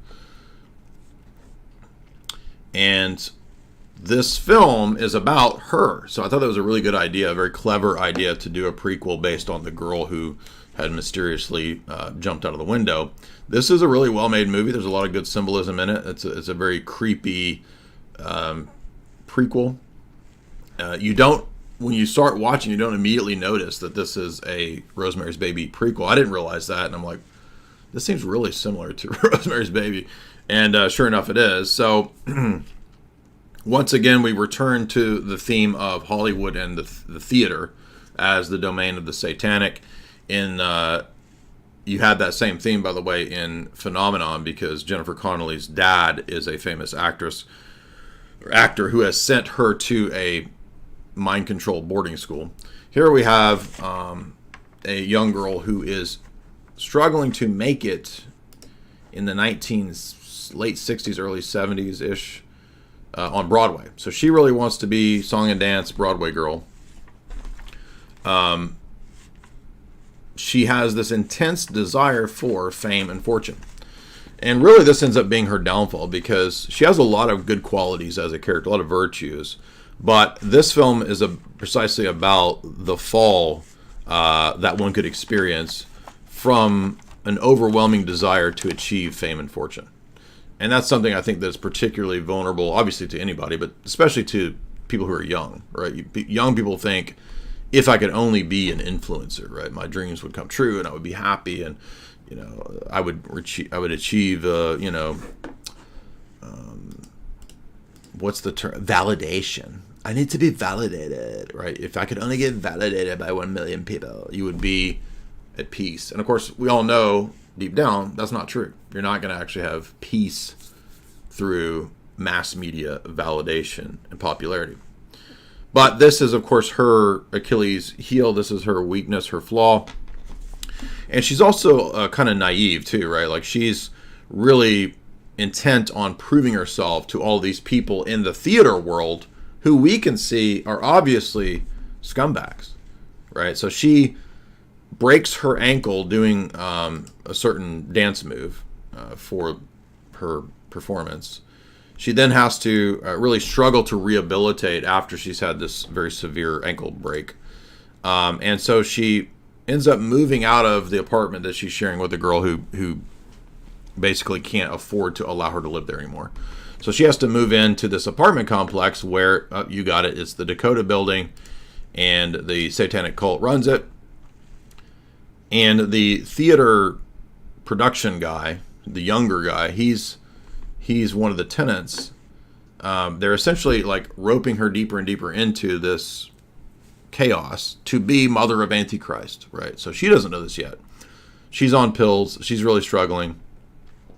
And she's invited to the theater guy's apartment one night, and he slips her a roofie. And she has this bizarre trip, and she doesn't remember exactly what's going on, except that she sees her ritual SCX event like it's a Broadway play, which I thought was a pretty interesting way to do it.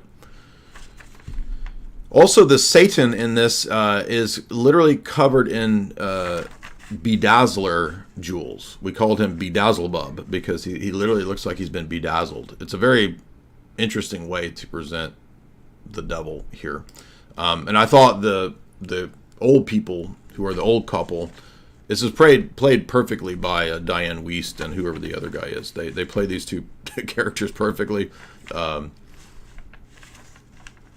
Let's see what else happens. They give her the same Tanis root necklace that they give to Mia Farrow in the other one, and we notice the same cycle with what's her name, Julia Garner. Right, she goes through the exact same thing that Mia Farrow goes through. She cuts her hair off. She's shorn, which, if you read the Old Testament, right, that's a form of rebirth, a form of rededication.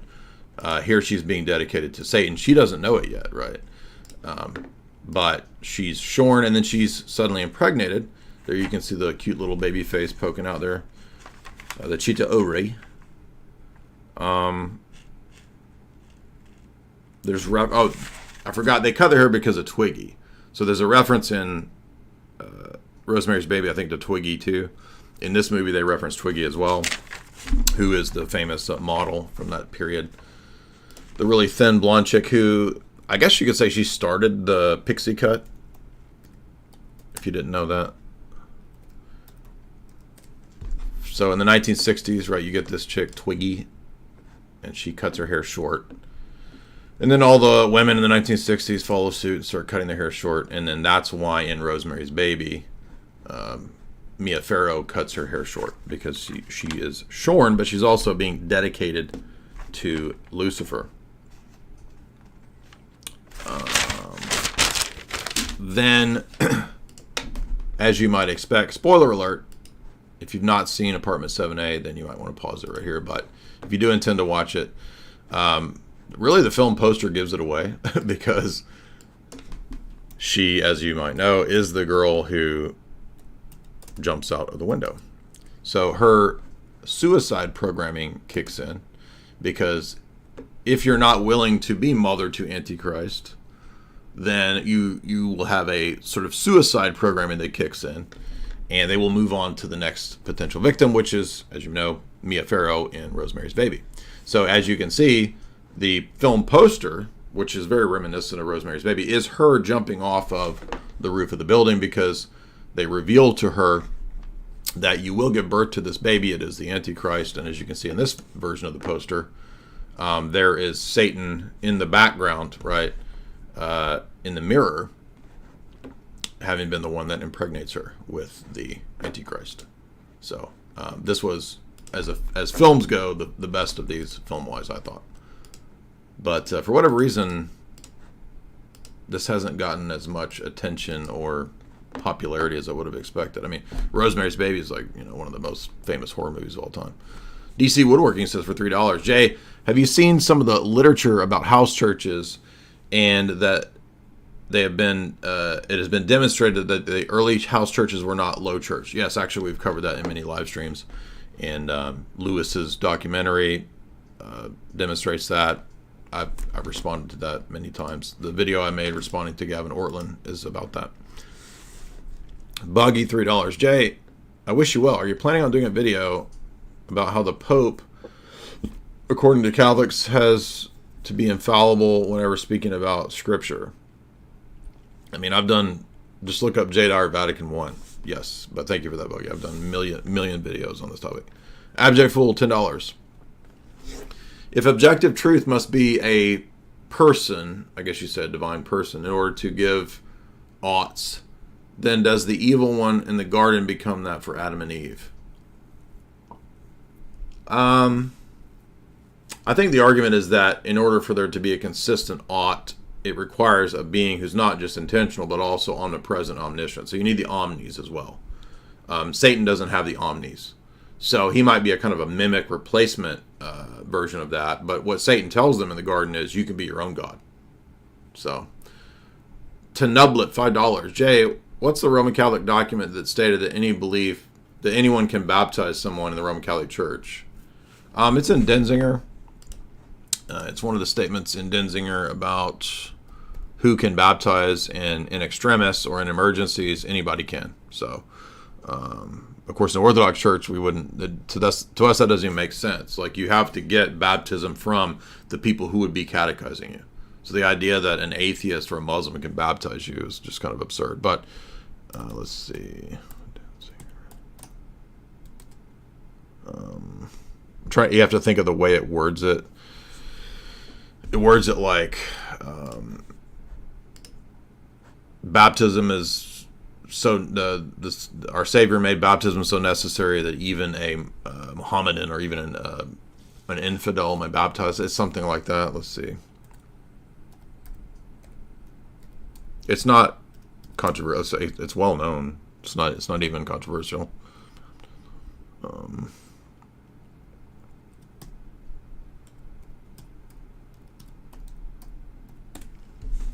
It's just you have to remember how it's worded.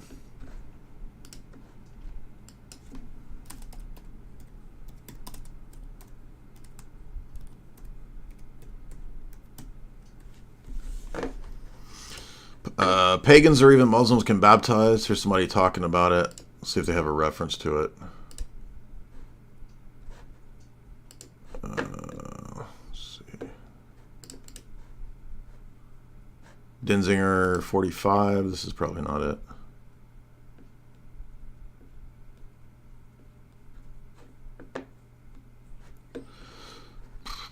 It's because of the Augustinian doctrine of ex opere operato.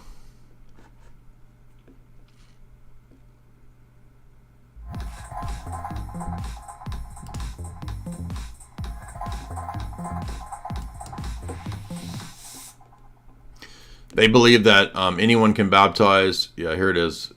It's referencing it here. And this is the question about the validity of Mormon baptisms. That's funny. So in the Roman Catholic view, you have to have matter, form, and intention to have a baptism. And so anybody can do that, even an atheist, if there's matter, form, and intention. But the question, of course, is how does an atheist have the intention to baptize the way the church does? I mean, it's just kind of ridiculous. But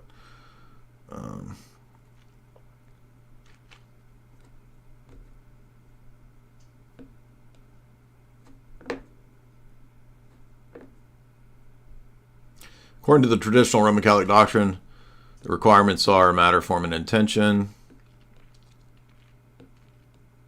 Matter is the water? Do they use water? Yes. The form has to be baptizing in the name of the Father, Son, and Holy Spirit.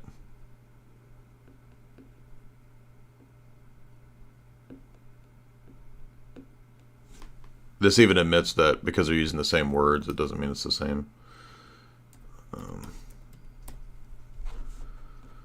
So let's see. Code of Canon Law is 861, 862.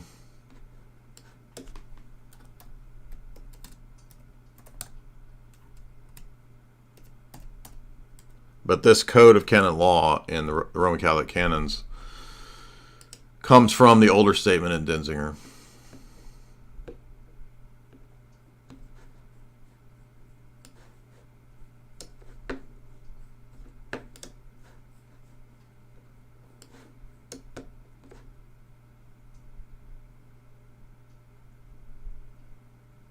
In cases of necessity, any person with the right intention can baptize. How does an atheist have the right intention? I mean, this is so preposterous. But that's what they believe. And they believe it because of their idea of what ex opere operato has to mean from Augustine. But that's also in Denzinger, but I just don't remember the number. So you can look it up. So these are all the super chats I forgot to read from last night. So I'm catching up on those. Suko H, $150. Wow, thank you so much, Suko. Appreciate that. Isaac, $5. How was St. Justinian able to imprison Vigilius and then call the Fifth Ecumenical Council? I mean, because the emperors all called the ecumenical councils, and the fact that Vigilius ends up capitulating to the rest of the church shows that the Vatican I view is not true. Does Justinian vote for Rome? I don't know what that means, Isaac. BMX 1966, $10. Thank you so much. Storm the Cat, $10. I don't understand why there's so much confusion about Romans 9 through 11. It seems like it should be simple, but dispensationalists and others make it way more complicated. Yeah, it's nothing to do with dispensationalism at all. They try to make it a system of two paths to God. Yeah, there's no two paths to God. It's a stupid error. Storm the Cat, $5. Jesus says, "No man comes to the Father but by me." This should be obvious to anyone that dispensationalism is false, because there's not two paths exactly. Masculine, $50. I want to say thank you for all your work. Hey, thanks, man. Appreciate that. That's really cool to have that level of support, man. All of your work has been a great help to me. Thank you. Dues, $5. Jay, would you rather never have to say unmute your mic again, or have to say it for every caller but eliminate all the muffled under the bed Looney Tunes people and the background music? At this point, I don't even it doesn't even register with me anymore. I'm so used to it. Real Cooter Brown, $5.50. Here's my donation to the J Dyer Haircut Fund. Thank you. I do have to say, Supercuts is a little pricey for getting the basic boy model Van Damme cut. It was $25, so I'm like, I feel like I could have got this from the clip and trim from the old man for $5, because they still charge like $5. But cars, $1. Who cut your hair? Who killed your hair? Julius Caesar. Boom, boom. Right now it's a blend between the Caesar cut and the Van Damme. Alula, $5. I think it's hilarious that the opponents accuse you of being CIA. I thought I was a KGB sorcerer. How am I now? I'm a CIA. Oh, you're so effective at what you do that they look for this kind of stuff in the background of what is running your operation or what you're doing. Exactly. Yeah. Literally, the only way I could be as good as what I do, as good at what I do as I am, is if I am KGB. But wait, CIA. But wait, no. Actually, you've all got it wrong. It's Nigerian intelligence that is my handler operation. That's who's running. Nigerian intelligence is running me. Bort Kozowski, $10. Can you do a breakdown of the short film iPet Go? Oh man, I forgot about iPet Go. Remember that? By Heliofont. I thought that said Heliofart. That's at first. I was like, Heliofart? I mean, I remember the symbolism in it. I haven't looked at it in a long time. It's just a lot of like zeitgeist stuff, right? Like, Jesus is like one of the Ascended Masters, dude, and it's like a control structure. We're all being controlled, dude. But yeah, maybe we should revisit some of those old classic conspiracy things like Zeitgeist or iPet Goat. Giovanni JD, $5. So for those that don't know, we got a lot of audience members and maybe even, Zoomers and people that don't remember, but there was a a short film that was popular 2012. And I remember I didn't originally watch it. I mean, I was I've been conspiracy woke since 1998, right? But I didn't watch I Pet Goat when it came out. I didn't really care about it because it was too zeitgeisty. I always thought zeitgeist was stupid.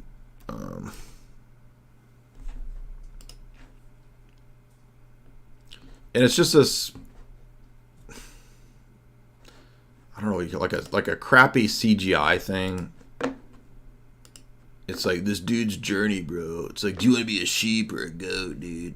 And so it's all this like Masonic symbolism and George Bush and all this stuff. And it's I think it has references to like, you know, the Big 9 event.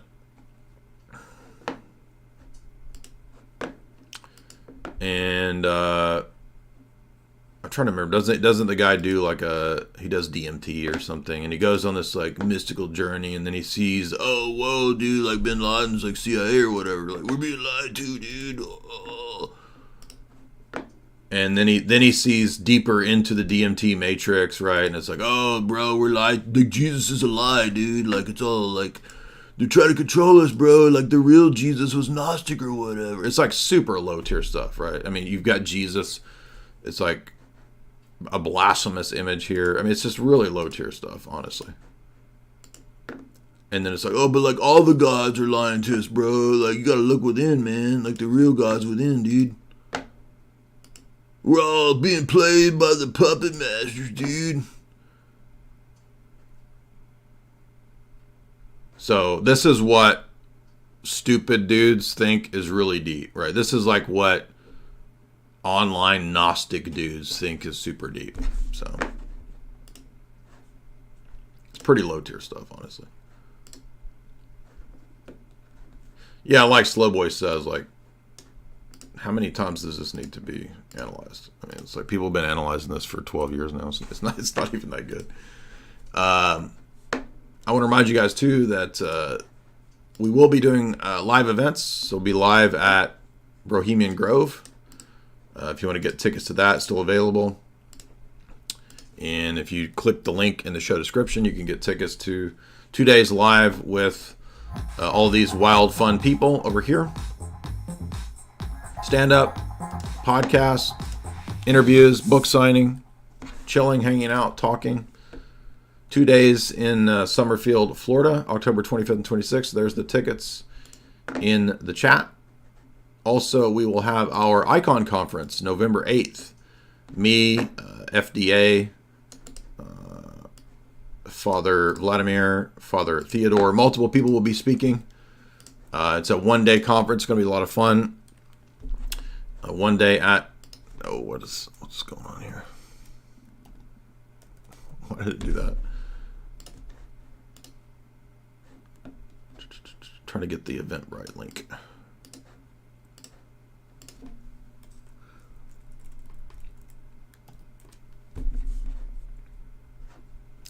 If you come over to the Eventbrite link, it's a 1 day, 5-6 hour event at church. So you can come meet my friends and my bros. We got a really cool community here. A lot of nice, excellent people. And not super expensive, so you can come meet all these people and get tickets right there. FDA will be presenting a paper. Father Vladimir will be presenting a talk on the Rublev icon. I will be giving a talk on kind of biblical cases and examples for iconography because we felt like it was a good topic to cover because so many Protestants is like the first thing they say. Icons are idols, dude. You're idolater. So why not address in a conference the most common objection that we hear? That's probably up there with number 1 or number 2. Giovanni JD, $5. You dismiss empirical historical arguments for the resurrection. No, I just say that they have a place, and so it depends on what objection the person is bringing up. So it's actually false that I dismiss them. What I dismiss is the idea that empirical historical claims prove the worldview. because the resurrection only has the meaning that it has if the Christian worldview is true. So it begs the question to just try to prove to somebody, hey, somebody rose from the dead one time, therefore Christianity. Okay, I've debated with atheists for so long, for over 2 decades, that a smart atheist will just simply say, okay, so some guy appears to have died and appears to have come back from the dead. How does that prove the rest of Christianity? You see, it's a non sequitur. So when you accuse me of these kinds of things, which are false, that I dismiss evidential arguments, it's a misunderstanding of the place of evidences and the things that I argue. So you misunderstand. They are very significant when combined with philosophical arguments. Yeah, but I never denied their significance. I just denied the place that evidentialist apologists give to those kinds of claims, because on philosophical grounds, they're not good arguments. So you just misunderstand. I'm really tired of people misunderstanding this. Dr. Tetanus, $3. Have you seen Empty Man? Yes, I did 2 podcasts on Empty Man. So any time that you have a movie you think that I need to do, I almost can guarantee you we've done it. Not always, and I'm not trying to be rude, but I did at least 2 podcasts on Empty Man. So we did one with Stark. We did one with the PsyOp Cinema Bros, and then I did one here on my own, I guess. So, yeah, 2 podcasts on Empty Man. But thank you for the recommendation. Appreciate it. Dr. Tetanus. Storm the Cat, $5. Have you ever seen Death of Stalin? It was funny. I have not. Is it a comedy? I don't know what that is. Documentary? I don't know what that is. Trailer. It's a movie with Steve Buscemi, Michael Palin. Okay, no, I've not seen this. Looks interesting. I'll have to check that out. Now, I got to remind you guys, we do have an amazing, wonderful show sponsor, and I want to tell you that you can continue to support us by going to chalk.com. And before that, though, our good friend Vivek Roboswamy has something to tell you. I'm gonna put you on something crazy real quick. Most of these Zoomer gym bros are consuming macro-guzzling synthetic dyes and synthetic sweeteners on the daily. They don't even know it. Goofy AF. There's nothing great about that. Do not listen any further unless you are an alpha or sigma male. This is important and there could be consequences. There's a new certified sigma male pre-workout powder for sigmas only. It is guaranteed to empower you to dominate your co-workers, fire your boss, aggressively gamble, or invade a small village. Chad Mode stands out from the crowd by excluding artificial flavors, preservatives, sweeteners, and dyes. We've even avoided so-called natural flavors, which are actually not natural at all, ensuring a clean and effective formula. Experience the pure goodness of Chad Mode, colored with organic blue spirulina extract, organic lemon, cherry, and organic maple crystals. Forget synthetic caffeine made in a sketchy Chinese lab. Embrace the natural power of organic green coffee bean extract, which will get your mind going and pump you up to the max.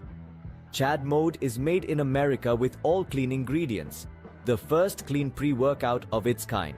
Why are these people adding synthetic sweeteners to every single pre-workout when there are many studied downsides to consuming nasty fake sucralose? Each dose of Chad Mode contains the kick of a cup and a half of coffee, delivering a surge of energy alongside essential vitamins, minerals, amino acids, and herbal extracts.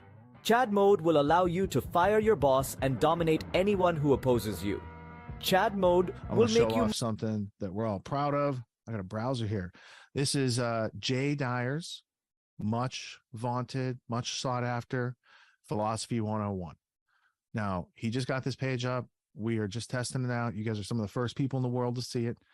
I want to say, for my part, it's not Philosophy 101. I think this is a mistitling. I really think of it as like Philosophy Unleashed, because a Philosophy 101 course, they give you kind of some useless information that you can't make sense of. Jay actually lays out over 12 weeks, dozens and dozens of hours put into just the presentation of this, let alone the hundreds and thousands of hours of research that it takes to have a coherent evolution and history of the origins of philosophy, the uses of philosophy, the different ways to look at it over time, and how that has been brought about to what we have today, which is almost an absence of philosophy on the objective logic and reason side, and an overabundance of woke philosophy that is irrational, is made up day by day as people are like, I think we should bring racism back. And then here's a justification. And then it gets wokeified and spread out. And then all of a sudden you have a bunch of communist, socialist ideas where you become the property in action. You need to be able to stand your own ground. It helps to have a foundation in philosophy because it's a method to find truth. When you get down to it, philosophy is there because you love truth enough to go and learn how to find it because it's valuable. So if you're interested in things like that, there is the landing page. We'll link it up in the notes. It is a longer one, so we'll get a shorter URL for this. I'm sure Jay has a link on his page. I just wanted to show it off. Now you know it exists. All right, so remember, you can head on over to the link in the show description, the Autonomy Agora Marketplace, to get access to that philosophy course from my buddy Richard Grove. And also you can head over to choq.com, choq.com, and get access to those great products over there at our show sponsor, including the Irish Moss, which is great for mineral deficiencies. All of our diets in the West are very mineral deficient.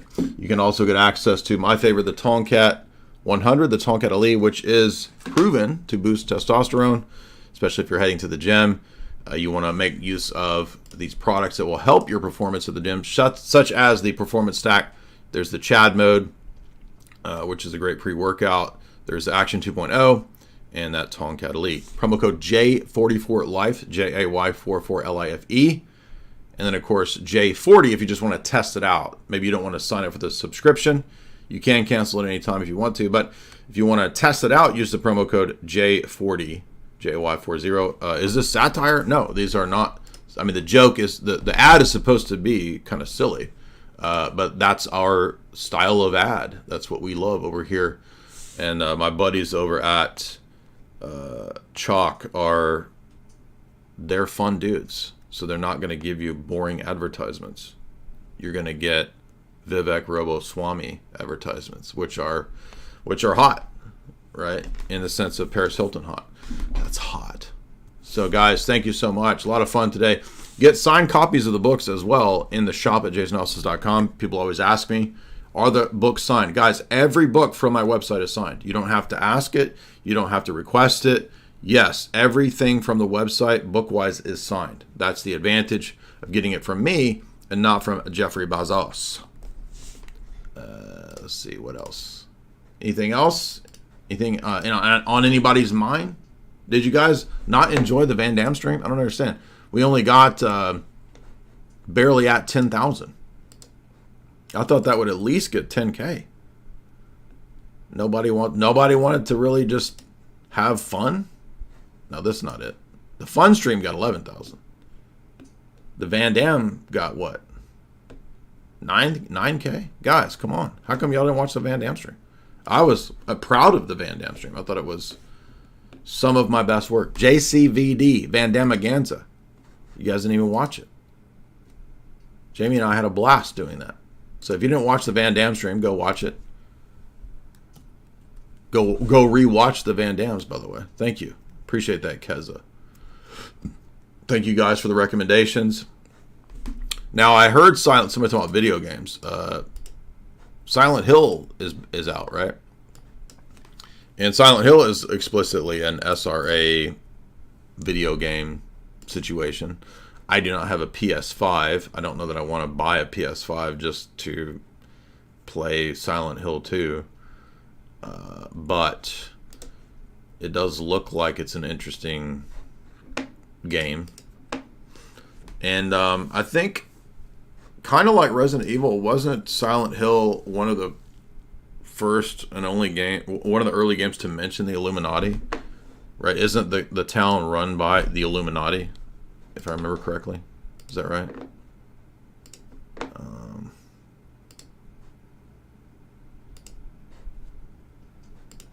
Can anyone confirm? Is that true? Steven Seagal stream? Ugh, I don't know if I could do a Steven Seagal stream. Steven Seagal seems kind of crazy. However, I did remember when I was watching some video clips about Seagal that, do you remember that he hinted, again, who knows if he's telling the truth, but he hinted that he had a role in working with the CIA. Do you remember that? So once again, the action stars might have actually had some capacity role of being involved in the CIA. Let me see if I can find a clip of him hinting at that or implying that.